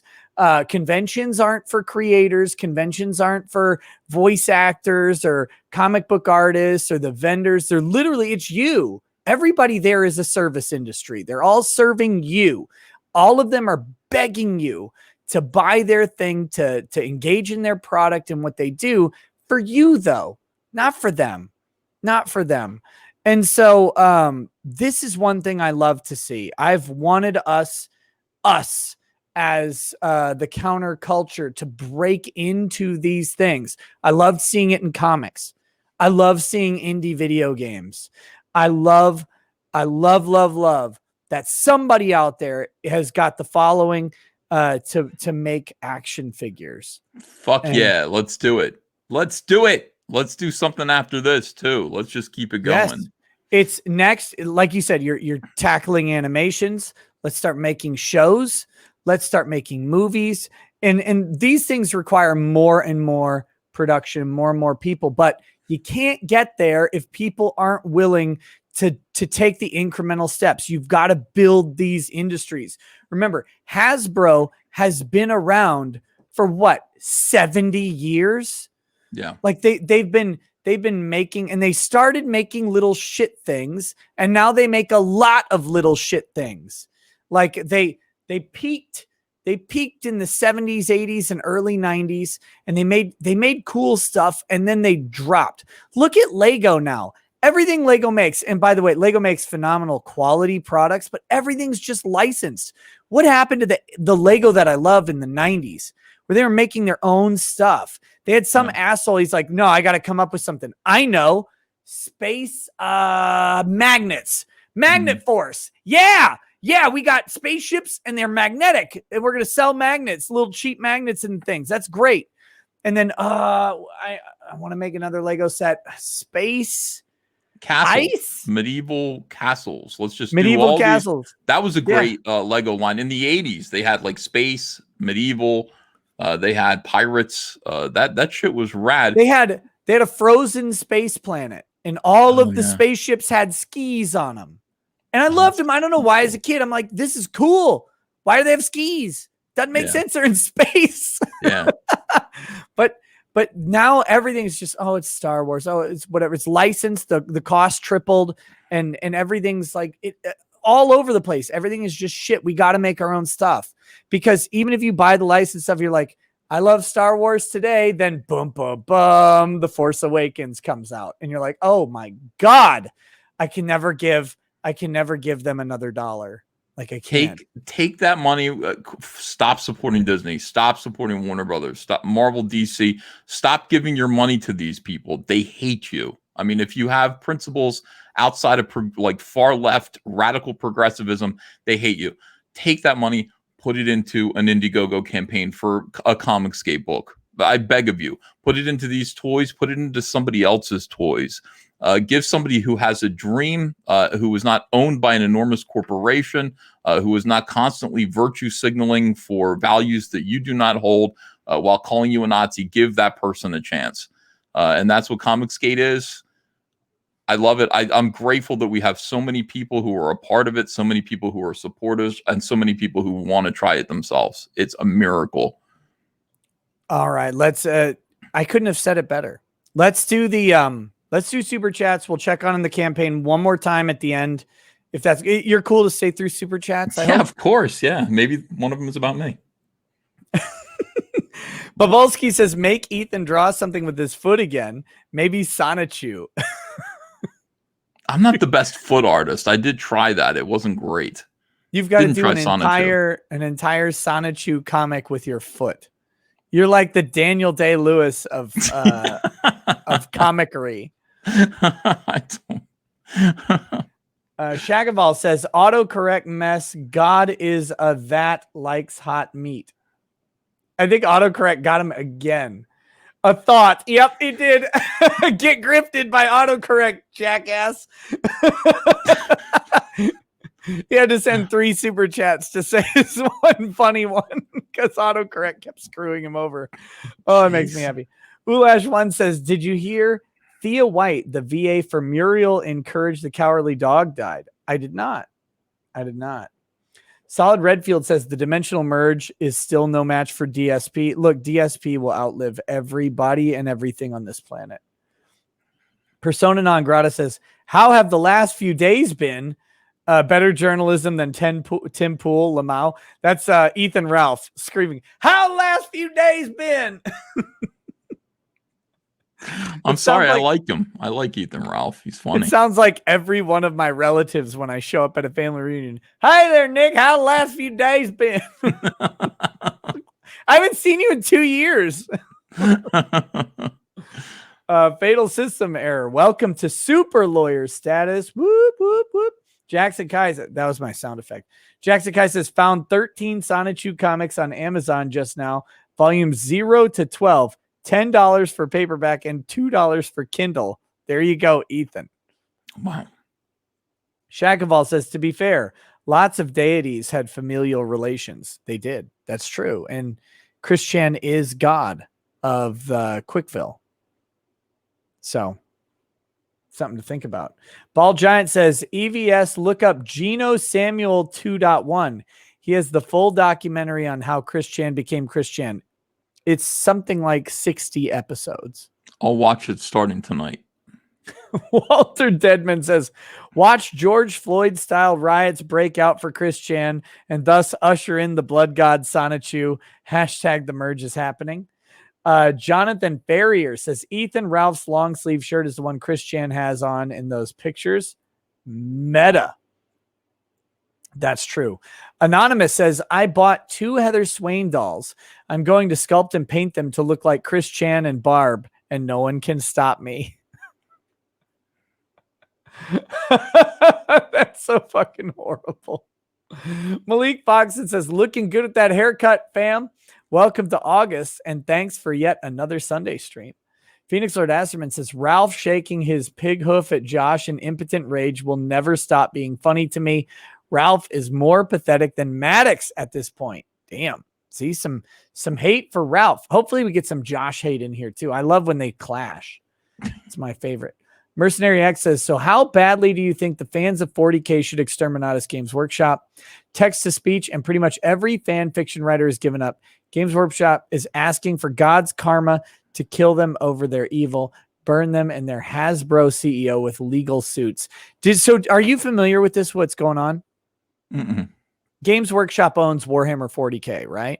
Mm-hmm. They did this thing. They've got GW Plus, a streaming service coming out, and they bought out a couple of like YouTube fan animators, like the guy who did the Astartes fan animation, which is really, really good. They bought them and they brought them into the thing, but then they basically told everybody else who's doing fan animations of Space Marines that they're going to get copyright claims if they don't shut it all down.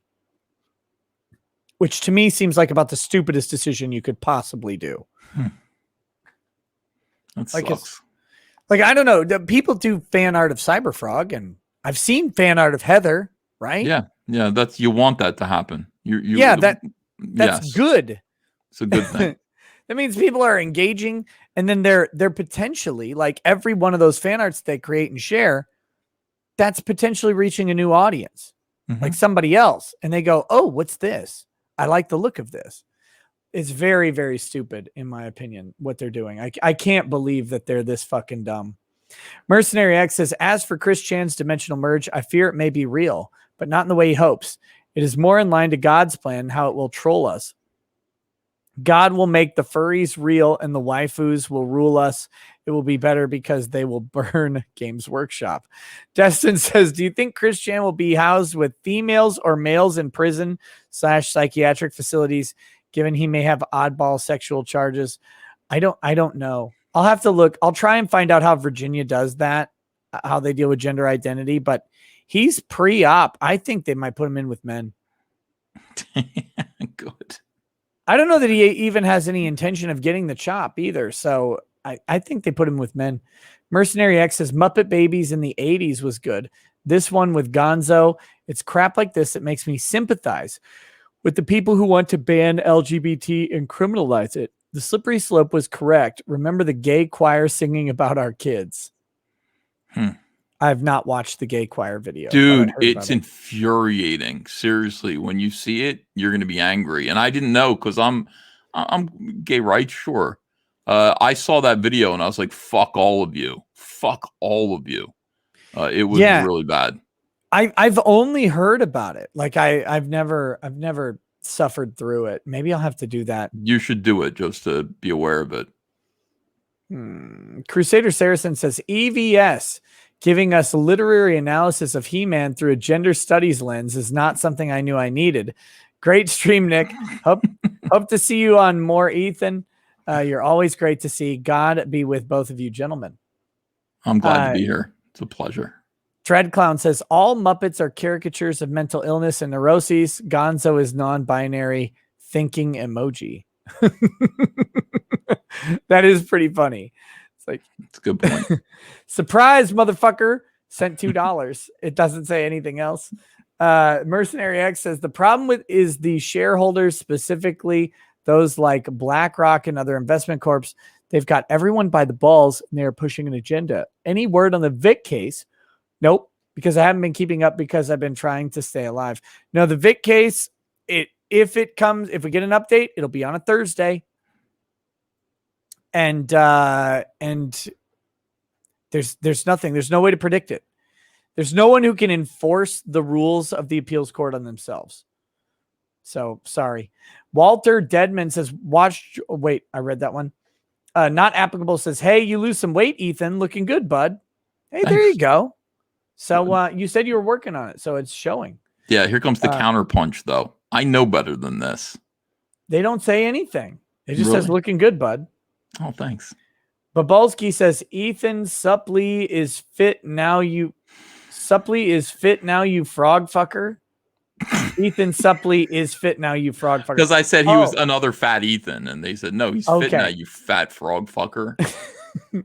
They didn't say fat. I just threw that in there. Yeah. Patrick says, Nick, did you see the motion to quash the pro bono law Twitter dorks filed against Chris Avallone's suit?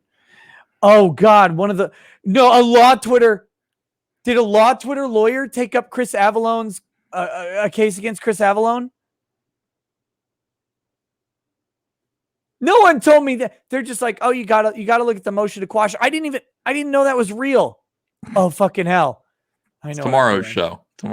No, tomorrow I've got Nerdrotic on. So, but this week for sure. It's pretty hilarious and demonstrates law Twitter's professionalism. They don't have none. As much as law Twitter likes to say, oh, Nick doesn't practice. He just shit posts on YouTube. None of them have ever practiced, and not because they're shit posting on YouTube. They don't practice because they're just bad at being people. Why would anyone work with them? Would you ever hire Mike Dunford? He'd be like, hello, I'm Mike Dunford. I do copyright law. Would you hire me? No one else did. Literally no one has ever hired that man to do anything. He relies on his army wife. Ooh, God. Hopcrop says, since EVS is here, I might as well show my comic. High Treason League is available on Indie Planet and Comixology. Great for manga fans. There you go, guys. Check out High Treason League. Shadows King 101 says, I got my Cyber Frog warts and all in the mail yesterday. UPS beat the shit out of the box, but it's a fantastic book.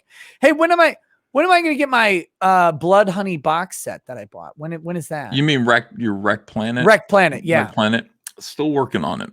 On the comic. I saw someone get something in the mail, and I was like, I'm jealous. I want my thing in the mail. We're shipping the Warts and All campaign right now. It's a beautiful hardcover edition of all of the stuff from the 1990s. So people are getting that. Okay. Damn it. Loreddit Silver member says, Ethan, your breakdown of the hidden meaning behind He-Man was the funniest thing I've watched all week. Shakaval says, Miss Piggy was also a domestic abuser. Mm-hmm. Get pegged, Kermie. No. Ow. Stop it. Use lube. Not applicable says, Henson was a communist lunatic. Damn. Guns blazing on Jim Henson. Ascended Not So Handsome Jack says, can we get the He-Man and strippers of the universe? That'd be good. I'll go there. I'll go to that club. Kurenai, 69. Well, actually, like, I'll go there with old Tila. But I've seen new Tila, and I want nothing to do with that. That's a man, baby. Yeah. Her thighs are bigger than my body. Horrifying. Kurenai, 6942 says, Dolph Lundgren is the greatest He-Man, and Kirstie Alley is a hot 19-year-old Evil Lynn. Danny Grimm says, Oracle is a diversity hire. Biden the Cold One, welcome to Paralegal Status. Joel Reese says, Ethan, don't accept any kind of Fanta from Nick. What's wrong with Fanta? Do you drink Fanta? Soda? No, I don't really drink Fanta. No, I don't drink soda. If someone gave you a creamy orange Fanta, would you drink it? Like it's a one-off. Like, not that you'd have to drink it all the time, but like, hey, you look Well, you thirsty. tried this? Yeah, like, is it like, hey, try this and see if it's poison or good? Or is that the question? Yeah, Yeah. would you have? Okay, good. That's all we need. Matt Deckard says, but can it talk? The frog No. toy, no, it can't. Not yet. We'll get there. Guns Down in Hale says you should send a Cyber Frog to Jobby the Hong to review. He is the best toy reviewer and funny as hell. I don't know who Jobby the Hong is. Never even heard of that guy. CPS Lock 3 says, Ethan, any plans on making frog transformers? No plans. Everybody's mad at me for saying. Everybody's like, no, don't drink that soda. Okay, I take it back. I'm not gonna. No, you already said you drink the creamy Fanta. I'm not. I changed my mind, and I haven't. It's in my hand, but I haven't drunk it yet. I'm just looking at it. Now I do this with it. You know, I throw it across the room. You gonna get that on your walls? No, I'll throw like over there. Do you want to know the lore behind this? Should I ruin spoil your day? it. Spoil it. Chris Chan is a fan of recycling. A fan of recycling white power. And apparently into Fanta. Fanta is the preferred diluent to the recycling. What the fuck is wrong with this guy? Are you serious? Yeah. Fanta and ice Thank you, cubes. chat. Thank you, chat. I owe you. Thank you. I pushed you in front of the train. The chat pulled you away. I said to the chat, I looked at the chat, they said no, and I said no. I'm holding it, but I do this to it like this. So I didn't drink it. Thank you, everyone. Thank you. Amateur Ant says I'm going back to this when it gets to 399,800. Okay. Eldon Bainling says they're gonna come. EVS do not come. Snake Eyes says ask EVS about the tongue head. Yeah, I'm making a Cyber Frog. I'm working on it right now. There's going to be a bonus head. So you see, you get your Cyber Frog toy. The head comes off. You can replace it. I'm making one with his mouth open and a stretchy tongue coming out so that you can. Yeah, you mentioned that before, so you can wrap it around things. Yes. Yeah. I'm working on that now. It sounds like. Now, I'm not going to make the obvious joke. It doesn't vibrate, Nick. I don't want it to. You know what? Because Cecil got that fucking vibrating wrestler. I hate that shit. And he keeps putting it on his damn Yeti mic. Oh. Look at this cheap ass Cecil with a Yeti mic. He's like, yeah, it's awful. I'm going to fly to New York and kill him sometime when he Please. Please. Andrew War Snowboard says, is there a backing tier where the bees also come with birds? No. Okay, no. Asia Frazier says bees are mostly female. The drone's male's job is only to breed, and their climax usually causes them to explode, so they die after the mating flight. Sounds like a bunch of incels.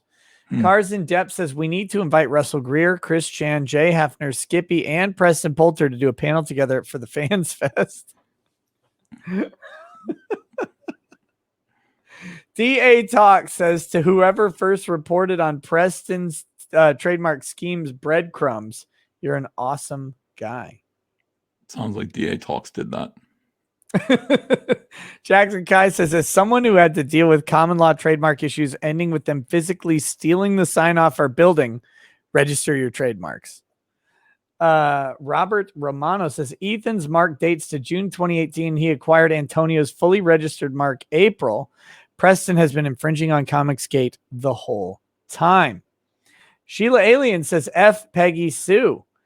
Adam D says Ethan is Scarface, as in scarfing down pie, but not for a month. You've got a month without pie. Yeah. Or donuts, anything like that. Nothing like that. See, here's my problem. I went to Texas, and in Texas, I eat donuts. I just have to, because I don't get them in. They don't have them in Minnesota. Like they have something that they call donuts, but it's not the same. And I don't live in a city. So in Houston, you can actually Uber donuts to you, which is amazing. That's my favorite thing on the planet. If I could Uber donuts to me every day, I would be £1,000,000. Thor Odinson says Netflix's Castlevania costs about $300,000 per episode. What you made off Wrecked Planet could fund a 4-episode miniseries of equal quality, if not better. I think you could. I think I think you could do it more efficiently than Netflix could, though. Yeah, probably. And how long is an episode? Because I could make 8-minute episodes. Yeah, there's the standard 22, 24, something like that. Yeah, I would just make shorts. I would make 30 minutes total and break it down into 4 parts. Yeah, but they those guys, like the way Netflix did Castlevania. I mean, you're talking hiring union voice talent, which isn't that expensive. You're going to spend a lot of money on the ADR direction. You're going to spend a lot of money on the post-production sound stuff. Really expensive animation that's done by trade animators. I don't know. I think people doing a labor of love could do it a lot cheaper. Vic Mignogna, voice of Salamandroid. That'd be great. That'd be great. We would only use people who were canceled. Gina Carano as Heather Swain. She's already interested. We could do it that way, and it would be fun. It would be meaningful, which is what I want. I know a lawyer who does voices. His name is Kevin Landau. Oh. Downshift says we're done for. Might as well change the name to Complaint Gate. Fix this now. Eldon Bainling says I'm getting nose job in copywriting Ricada Law. Jackson Kai says sorry Nick, Ethan stole your super chat money. Had to support a toy that my nephew will likely steal in some comic books. Lol. He didn't though. You sent the super chat to say that. Maybe you would have sent more, but I don't bring people on here so that I get a bunch of super chat money. I bring people on to, talk about their stuff. I want independent creation supported. That's legitimately, it's one of my things that I want to happen in this world. So I'm glad. I want people to back these toys. If I didn't want people to back the toys, I wouldn't have brought Ethan on and I wouldn't have bought them. I would have said, don't back this. That's what that would have been it. Barb Rogers, Little Miss Sunburn says Chris Williams is onto something. He's severely underrated. I love that guy. Back Scum Dogs. I don't know who Chris Williams is. I don't follow. That's the one thing about being a creator. I don't have time to consume a ton of content. And so I miss a bunch. Makes me sad.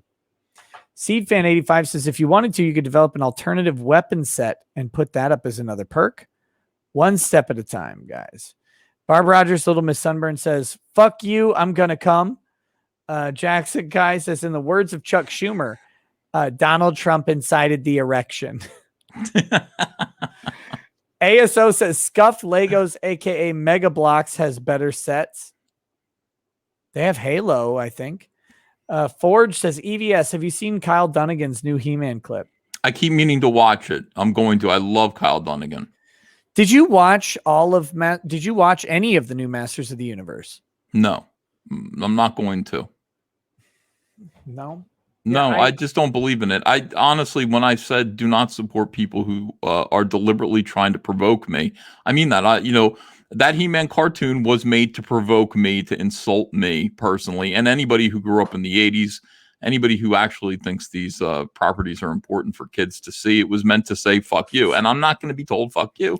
I'm just not by Kevin Smith anyway. So I'm not going to watch it. I'm not going to support it.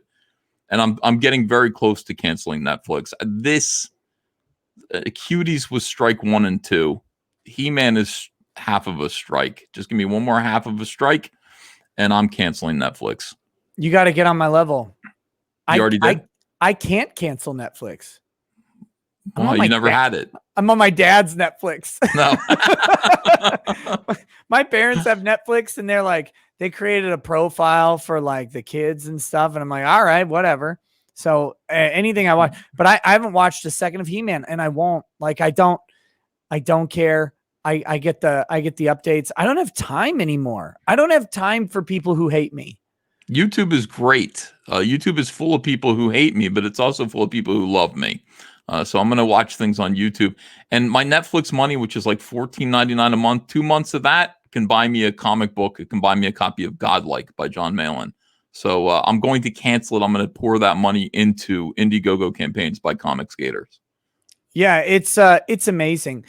So you were saying your daughter likes Muppet Babies or whatever. Mm-hmm. Yeah.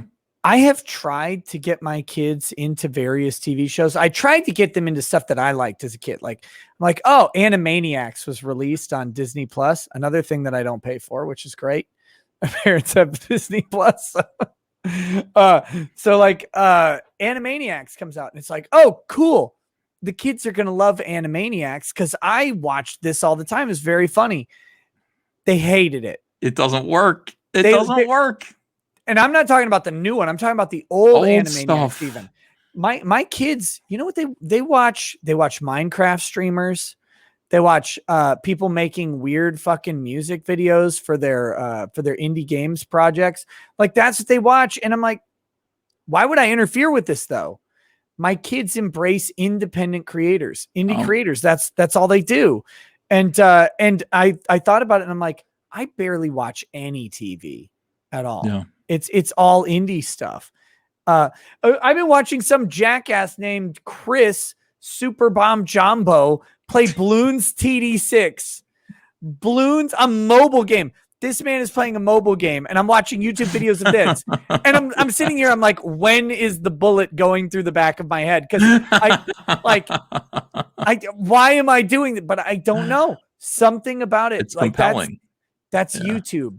That's independent creation. There is a market for everything. It's crazy. Rule 34 talks about there's a porn for everything, but the real rule is like rule 1 of the internet, that there is a market for literally any content. Yeah. And I tried to get my daughter to watch Looney Tunes, classic Bugs Bunny cartoons, and I thought every kid would like that. They're so bored by that shit. They hate it now. It's a completely different style of entertainment. And we don't understand it. Our parents don't understand it. But the kids do. And the fact to me, this is what gets me, that Warner Brothers, Marvel, and Disney don't get that they haven't figured that out, that kids watching content on YouTube are making connections with these creators and establishing trust rather than making connections with brands, faceless brands, and establishing trust. They're establishing trust with people. And the fact that Disney can't figure out how to do that, and because they're still stuck in their old model, and they're like, no, this model still makes money. It's like, yeah, but it's not going to. The only reason that still makes money is because the people who are 20 to 40 have all been doing that their whole lives. But the kids who are 10, 15, none of them watch any. Whole generation raised on reality TV. Do you remember when reality TV took over and scripted TV just ceased to exist? Yeah. I mean, there were no more sitcoms. There were no music videos. MTV was the first victim of reality TV. There was you could turn on MTV any given minute of the day. You would never find a music video. It's like, this is music television. There's no music. Some fucking reality TV that's over edited, but it was still so good compared to what we were used to. That led to this. That inevitably led to YouTube culture, people just watching independent creators. That's what kills me about these like reboots. Oh, we're going to give Kevin Smith He-Man. You don't even understand. If Kevin Smith isn't making He-Man for 35-year-old men who watched He-Man, then Kevin Smith might as well not make it. Like, because if you're making it for the new woke 18-year-olds who are out there, they don't want to watch it. If you're making it for 12-year-olds, they don't want to watch. It's not about the wokeness. They just don't give a shit about that type of entertainment anymore. So, like, what are you doing if you're going to reboot a beloved series like this Ghostbusters stuff? Why isn't Ghostbusters just Bill Murray being the last Ghostbuster, sitting there with a cigarette hanging out of his mouth? Ray's dead. Egon's dead. Winston's in jail because that'd be racist. And he's just sitting there going, fuck. Venkman here. Last line of defense for the entire planet. I would watch that movie 100 times. That sounds great. I don't want family Ghostbusters. I don't want women Ghostbusters. I don't want blank Ghostbusters. If you're going to make Ghostbusters, make it Ghostbusters. If you're going to make He-Man, make it He-Man. Don't make it Tila. It's fine. If you want to make a Tila show, just call it Tila. Hi, Tila. There we go. But My none God. of these, it's blowing my mind. I'm like, how do you not know? Because I guess because none of these studio execs have kids. Maybe they just got all their kids from Epstein, so they don't have their own. Oh, shit. Okay, here we go. Damn it. Let's see. Fed Raham Lincoln says Nick voicing a Cyberfrog toy ad as Trump, telling us how they are the greatest toys ever would be hilarious. Would that ever be possible? Yeah, that'd be easy. Eldon Bainling says, Uncle E, is everything okay between you and Flash? Yes, I think so. Yesterday, Yellow Flash booted me from his stream. Look, that was the funniest thing I've ever seen. You come in, you're like, hey, Flash, blah, blah, blah. I came in yelling at him. Well, the whole thing was there was a misunderstanding. So I guess John Malin was supposed to launch on Yellow Flash's stream. He's supposed to launch Godlike. But John Malin always told me he was going to launch on my stream, and I didn't know Yellow Flash was even streaming. So I started a stream, said, hey, John, come in here. Let's launch Godlike. He said, okay. And then I heard that Yellow Flash was mad. I saw that he left the DM room in a huff. He just said, message received. Yellow Flash left. And I didn't see it said Yellow Flash. I said, yeah, there was no message. No, don't take this the wrong way. But he was already gone. So I could see how that kind of miscommunication could ruffle some feathers, though. Yeah, of course. Right. Of course. But it wasn't intentional. You know, it was just, it's the way things went. And his stream was already going in a certain direction. And, you know, John was launching Godlike, something he'd been working on for a year and a half. And it was very, very important to him. So, you know, anyway, he ended up being on my stream. And really what I wanted to do was call Flash a knucklehead, but apologize to him. So you don't have to leave like that. You do this all the time. Like, just wait for somebody to say, hey, man, you know, sorry for the ruffle feathers. But Yellow Flash, yes, he did not hear the message, and he booted me from his live stream, which was like, it was the funniest possible one of outcome. us is joking, and one of us is really fucking pissed off. So he was so drunk. He Yeah. was so drunk. I was dying. I was like, tell him to stop. I mean, this is the thing. Yellow Flash, you know, I love that guy. I have nothing, you know, but respect for him. He's been around in this orbit in Comicsgate doing this kind of stuff, getting better and better at it. Always loved them. It didn't mean to ruffle any feathers, you know, not at all. You know, we can talk. We don't have to, you know, that's the whole thing. I wouldn't change a minute of it because it was so funny when he kicked you off. I was dying. I could not believe it. I was like, whoa, this guy's actually angry. Okay. So it is what it is. Shadow Fenrir 24 says, is Warts and All still available? Well, it's going to be. This week, we're going to put it up on our eBay store. So I just have to finish fulfilling it. We've got 800 more packages to go out. We're almost done, and then it's going right up on eBay. You'll be able to get it. Sam Pack says, Ethan loves pie, but does he love refrigerators? I love refrigerators. Oh, I don't know the reference. It's just...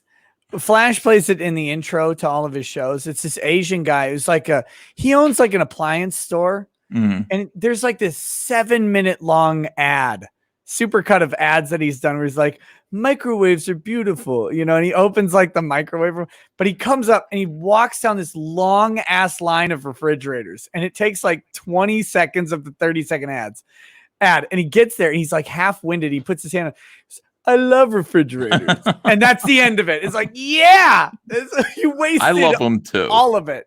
Yeah, love them too. Quality Fan Dub says, just tuned in to two of my favorite people. Keep being awesome fathers, entertainers, creatives, and role models, inspirational. You keep me going on my Eden Spell graphic novel. We're 5 years in. Love and respect. Hail Nick and Uncle E. Damn, 5 years. Awesome. Keep going. Sleeper 789 says, I canceled my Netflix sub 2 years ago. My only regret is that I can't cancel it again whenever they pull something stupid like the new He-Man series. Eldon Bailing says, great stream. Praise the Sun and Nick. And I think we've got like just a very few more. Let's see. Mercenary X says, also, here's some money for you since I'm not going to be able to buy my graphics cards I want here in California since they've banned them. I'm forced to play on a laptop and I'll never be able to finish my water-cooled dual graphics card PC because Bitcoin. Wait, I thought you could buy individual components still, just not fully assembled machines. Check into that. Check into that. I think you can do it. If not, Mercenary, ship it to my house. I'll mail it to you. Crusader Zarison says, Ethan Van Sciver has the right idea. Don't give money to people who hate you. As an addendum, don't give them attention. We already know it sucks. They don't care. All they care about is the attention and YouTube outrage farming. They feature apathy, not anger. You know what? I mildly disagree with that, though. Because Kevin Smith, you could watch him go through the phases of regret in real time. That was my favorite part of what was happening with He-Man, was he went through all of the phases. Like, he was first in denial. He's like, no, He-Man's actually good. You guys suck. And then, then he went through and he says, he goes into like listening and bargaining. He did a live stream where people could come in and tell them why they hated He-Man to his face on his show. He didn't get any traction. This is Kevin Smith, and he had like less audience than like you or I get, which is embarrassing. He does that, and people go and they tell him that what the fuck, He-Man sucks. They're telling him He-Man is garbage, and then they tricked and him. then he goes into acceptance, and he says, no. Look, if you don't understand that He-Man is woke, He-Man has always been woke. Oh, shit. Shut the fuck up. No, it hasn't. There's always been women in it, Ethan. That's therefore woke, the existence of women. Yeah. Since women are in the new one, it's the same level, right? Like that. That's his argument. Fuck off. And the thing about him is he got tricked, and he feels bad now. A bunch of radicals got his geek cred. They saw him on the ground. He hasn't been able to do anything for a long time. And they wanted to cancel. They wanted to fuck up He-Man. They wanted to make it, woke. They wanted to aggravate the fans. And they wanted to be provocative. And they used Kevin Smith. They got him. They said, we'll give you a paycheck to do it this way. Yeah. And they used up the last bit of his geek cred. He didn't realize that he was being bamboozled here. He turned the fans against him. The only people who are saying that they liked it are lying. They're also activists. And he's going to suffer for this. He just is. He has lost it now. Nobody will trust him ever again. Here's how you know this entire thing was coordinated, by the way. It was less than 48 hours after the He-Man release. The trade publications announced Clerks 3. Kevin Smith didn't announce Clerks 3, but the trade publications all announced Clerks 3. Kevin Smith reimagining Clerks. Like they all thought that they're like, oh, this is going to be great. This is going to be what everybody wants. Kevin's going to do this. He's going to do He-Man. It's going to draw a ton of attention to him. And then he's going to launch Clerks. He hasn't really put out any good, like Jay and Silent Bob Strike Back is really fucking weird. No one kind of watched it. He hasn't put out anything good since Dogma. Can you imagine how lame Clerks 3 would be with new Kevin Smith, new PC slave Kevin Smith doing Clerks 3? Fuck off. Clerks 3 is supposed to be basically a self-insert of the character in Clerks that Kevin plays, creating Clerks 1 as a movie. So my theory, and I think that I hope they do this. I hope they do this just because I want to be right, is that he'll write Clerks, that Clerks 3 will be him like directing through Clerks 1. It'll be like very meta, but Clerks will all be cast by women. It'll be the Clerks movie, but gender reversed. Oh boy. I think if they do that, the chat owes me $1 billion because if I called that, I win.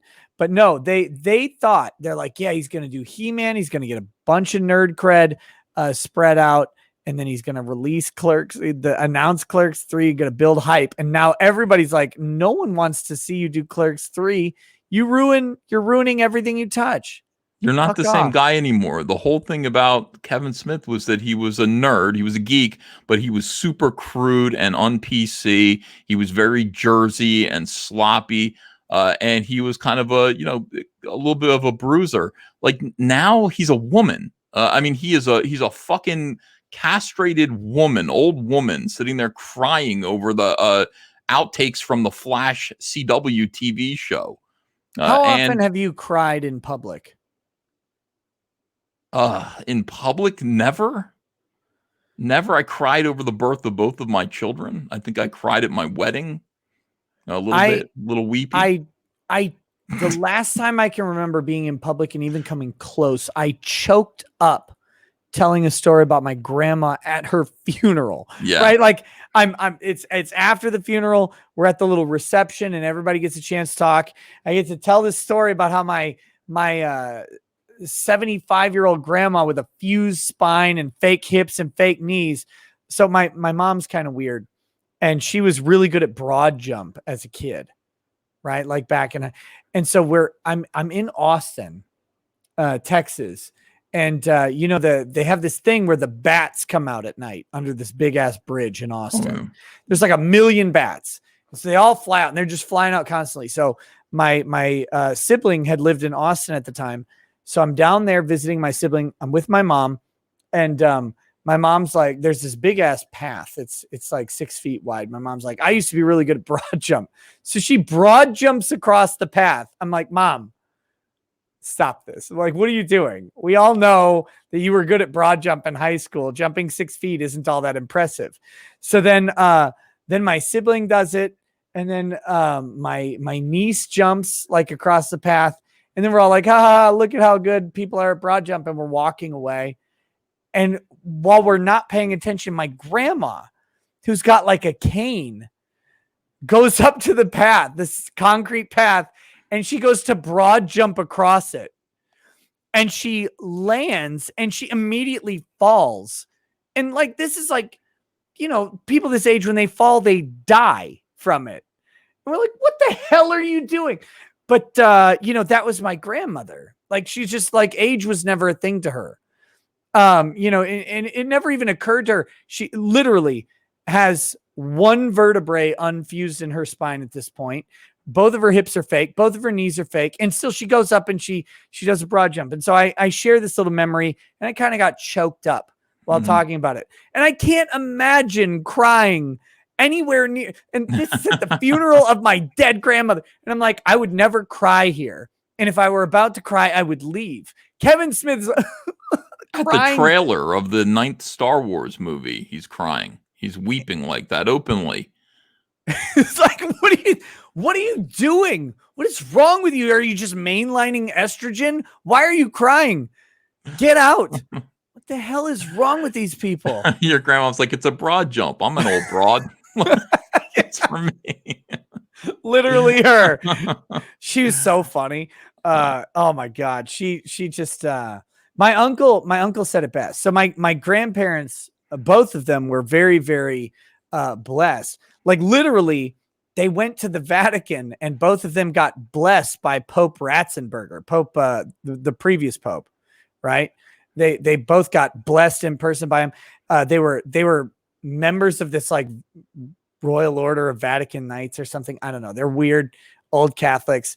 They got to meet all kinds of people in their lives. My uncle is telling, this is his speech. And this choked me up a little bit too when he told it. He said, all of these people got to meet my mom. Most people would have said, all of these people, my mom got to meet all of these people. My mom got to meet Kevin Sorbo. My mom got to meet Ronald Reagan. No, they all got to meet her because that's who she was. And it's really true about her. Like she was just this little beacon and very magnetic. And that was her personality. And so it was great. It was great. She was a cool lady, but yeah, here I am. I'll talk about this all day. You know what I'm not going to do? I'm not going to cry. What's it going to take to get you to cry out of happiness? What's it going to take? Out of happiness? Joy.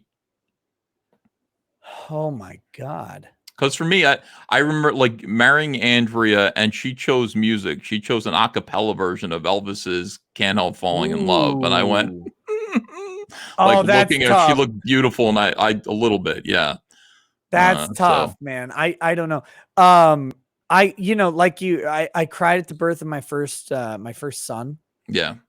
That was in a private room. In public today, I don't know what it would take. It would take a lot. I honestly, I have no idea. Like what? I graduated law school. I didn't cry there. I won my first case. I didn't cry there. What do you cry about anymore? Like I have 5 kids. I'm not having any more, so I'm not going to cry about that. I was at a. I would cry in the future. Old man Ethan. These will be my final tears. Old man Ethan. He's built up All Caps Comics into a real comic book company. And somebody gives me an award. Somebody like John Malin, who is also an old man. And we've all gotten together. We've made this big company. We look out over a big audience of people with families who are making a living now because in 2018, a bunch of SJWs canceled my entire life from comics and destroyed everything that I was working to build for 20 years. And I look out over an audience of people who I've helped because of that, because I stood up to it and was strong. And John Malin gives me an award. I might, and I'm 75 years old. Yeah, I might cry at that point. That would be wonderful. So that's a fantasy. That's somewhere in the future. That's what I want with, from the rest of my life. I legitimately, I have no idea. Out of happiness, I don't know. I don't know what would make me cry in public in happiness. My kid gets elected president or something. That would be great, right? Yeah. Like it'd have to be something massive. Like that'd be the closest thing I'd have to a crying weakness. Something where my kid does something extraordinary. And I expect that they will. Like I expect all my kids will do something extraordinary, and so therefore, like I don't know what they would do to make me cry. It'd have to be monstrous. Out of happiness. Out of happiness. Like I could cry out of rage. Like right, like your daughter gets married to some complete asshole. Like crying because I'm gonna have to kill this asshole. I'm going to jail forever. Like maybe that's it. I don't know. I honestly have I have no idea, which I think it's a weird thing, but I also think it's my duty to not cry ever again. That's interesting. Yeah. Because so years ago I observed that biblical characters cried quite a bit. That like the showing of emotion was a sign of manliness in the Bible, in the Old Testament specifically. Like they would literally rip the clothes that they're wearing. They would cover themselves in ash. They would do blackface basically, and they would wear a sackcloth. That's pretty extreme, like for their emotional outbursts. But that's Bible times, baby. We're not in Bible times anymore. Now we're in America.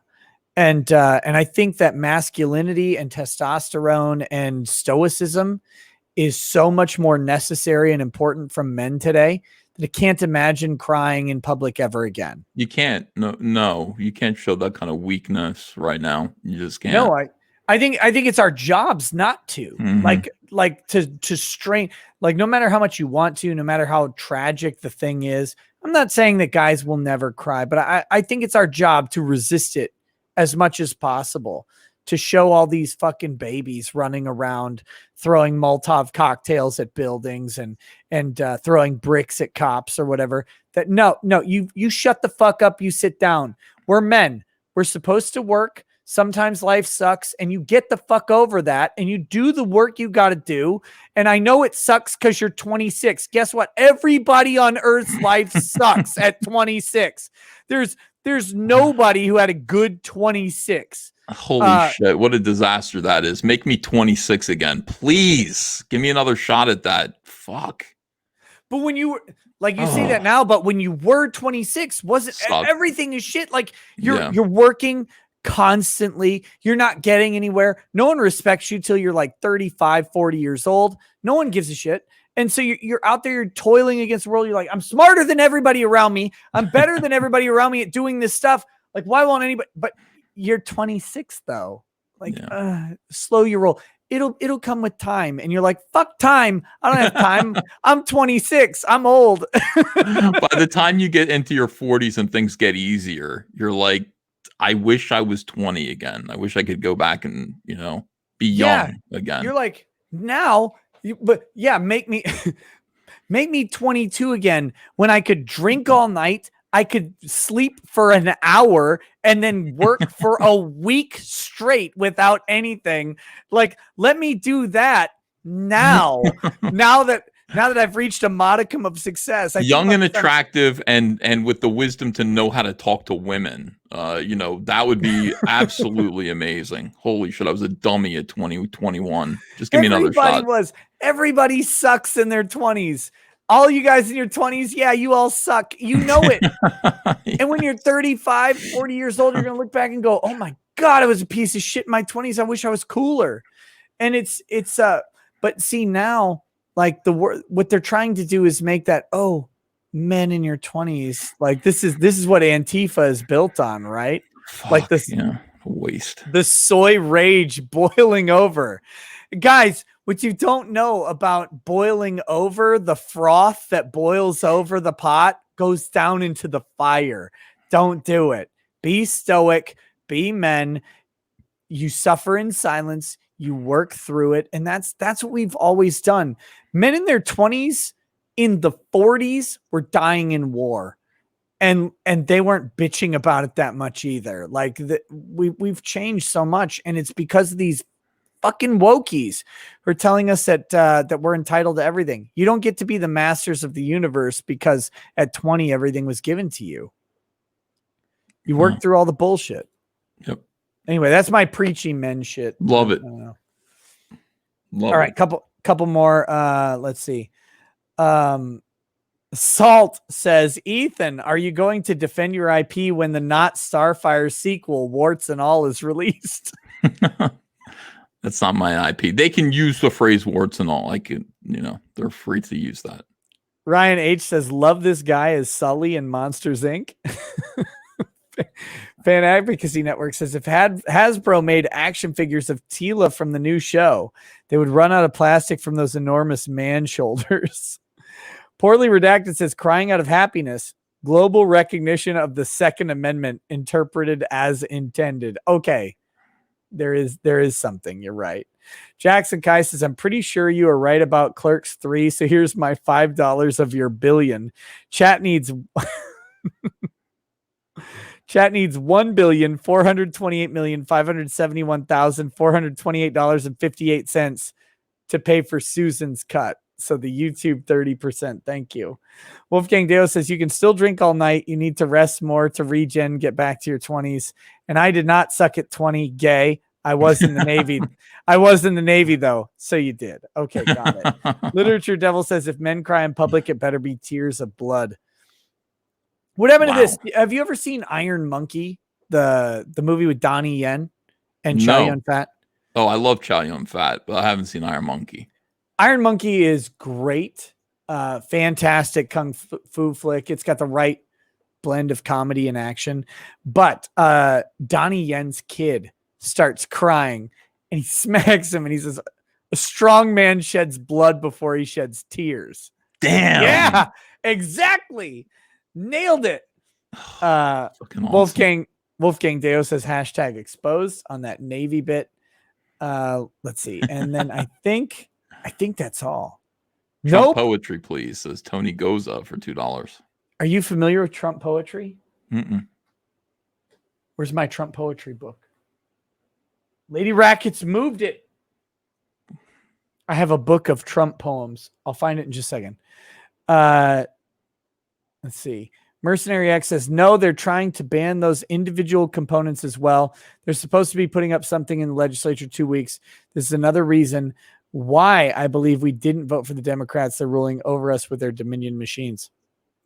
Well, that's in reference to the fucking the ban on high quality, whatchamacallit, high quality computer parts. Here, let me see if I can quickly find this Trump poetry book. Thank you, Lady- J Lady Dog. Record. By the way, I'll look it up. Iron Monkey's on Amazon Prime. I wonder if it was directed by John Woo. I mean, Yeah, it's Was it? dude, it's great. It's a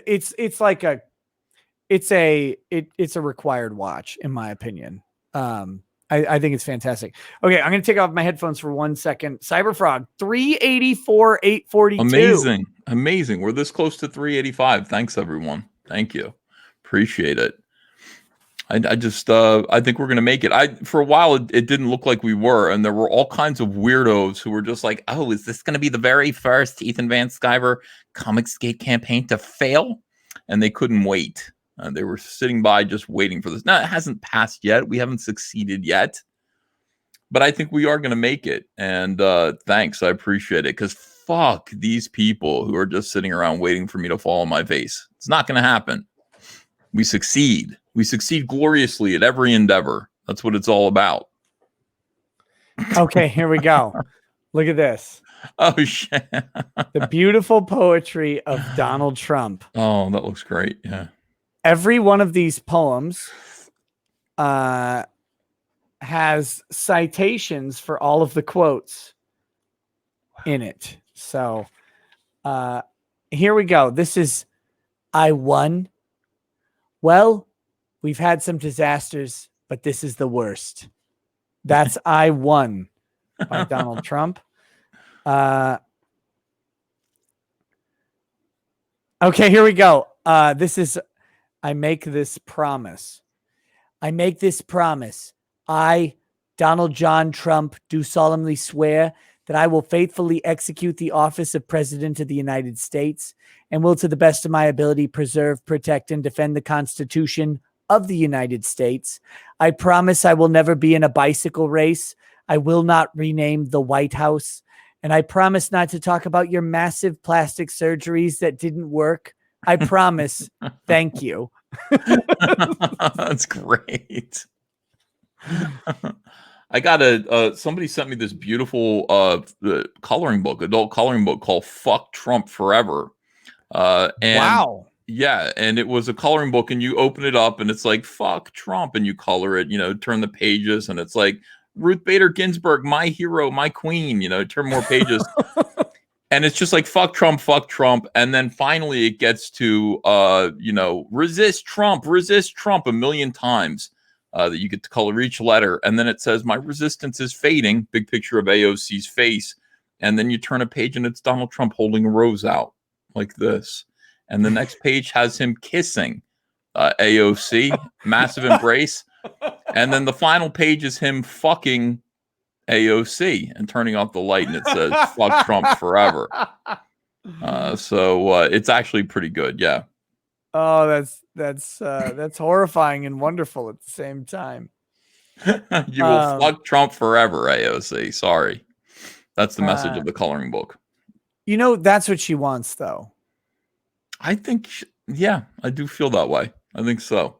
Have you seen those like the Reddit posts and stuff where the Antifa chicks are like, God, I just want a conservative man to just ravage me. I don't know why I'm having dreams about it. Have you seen those? No. Oh, they're phenomenal. They're like, I know they're just awful misogynists, but for some reason their big muscly bodies and the way that they would treat me like dirt just is so hot. Of course. Yes, of course. Of course that's true. Women need that. It's awesome. Yeah, it's so funny. It's like your loins are thirsting for Trump. It's terrible. Okay, so we have Cyberfrog 384,842. Thank you guys for backing. That did. If you haven't, give it a consideration. If nothing else, buy yourself a Heather doll, a Heather toy, not a doll. You should team up with Dollhouse Phil. That should be the next step to get a Heather real doll. I want to get a Cecil real doll. He would do it. Yeah, I know he would. He would do it. So I want to get Cecil real dolls made. Send out to everybody. Would it have a vagina? No, it would have a very small baby dick with this is how he describes himself, with gallstones and big man boobies, hairy man boobies. But Perfect. I think people would like that. Be a pleasure doll. That's that ruined my evening. Thank you. TNE Bass Clef 626 says, EVS, what's up with the bootleg Dale Keown t-shirts on eBay? Yeah, I know. Well, I have SJWs that want to fuck with me left and right. And that's just the way it is. So I made these. First of all, I paid Dale Keown. I got the artwork for Salamandroid and Cyberfrog. These are the original, the real deal shirts. We've got the all caps comics logo. It says Salamandroid on the back. I don't know who's doing it. I guess I'm supposed to react to it negatively. But there are people who are printing really cheap bootleg versions of my t-shirts on eBay and selling them for like $5. You know what I mean? And fuck these people. I say, please report them. Definitely do not buy them. They're shit. My t-shirts are top quality, made in the USA. But yeah, report them to eBay, and you know, it is what it is. This is going to go on the rest of my life. I kind of understand that. So Wolfgang Deo says, built a wall, built a wall, built a wall, was a gorgeous wall, hugest wall. No one can cross it. Nobody. Nobody can cross. It's miles wide. Terrific. Silky Johnson says, Nick, since Lady Rackets has got a one-up on you by moving your book of the amazing poetry of Donnie, it'd be next level if in the middle of the stream she runs in and hits you with a stone cold stunner and she has a Jim Ross clip. Good God Almighty. Yeah, she's asleep by the time I do these shows. All right, man. Well, that's it. That's it for the chat. Thank you all to the chat for joining us. Again, make sure you check out the Cyberfrog action figures. I'm putting them in the description right now. And this, I've been leaving. Hold on. Let me type this while I can't. I'm too much inebriated to talk and type at the same time. See, I've been leaving the streams up on the channel for now as a test, and I'm still uploading them to the archive channel. I think I'm a couple streams behind, but they will still all get up to the archive channel as well. So I'm leaving this one up on here. The link is in the description. Go buy some Cyberfrog toys. Look, guys, Christmas is not that far away. Birthdays are never that far away. You have kids in your life. You have adults in your life who would like this stuff. Yeah, I know you do. Buy them one. Grab one. Support independent creators. Support independent comics. And support independent toys. Anything else you want to say before we go, buddy? no, I just want to thank you as usual. I really appreciate your friendship, and thank you for accommodating me with this stream.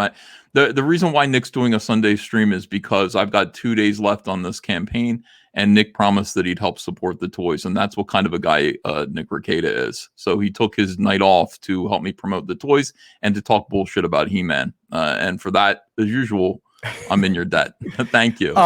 Oh yeah. I'm gonna collect. I'm gonna collect, and you're gonna pay for it. No, it's my pleasure. Thank you so much for coming on. If you want to hang out for just a second so we can say goodbye in private. To the chat, thank you all. I still haven't figured out how to play the fucking outro song on Streamlabs. So he drinks a fair bit, but you realize that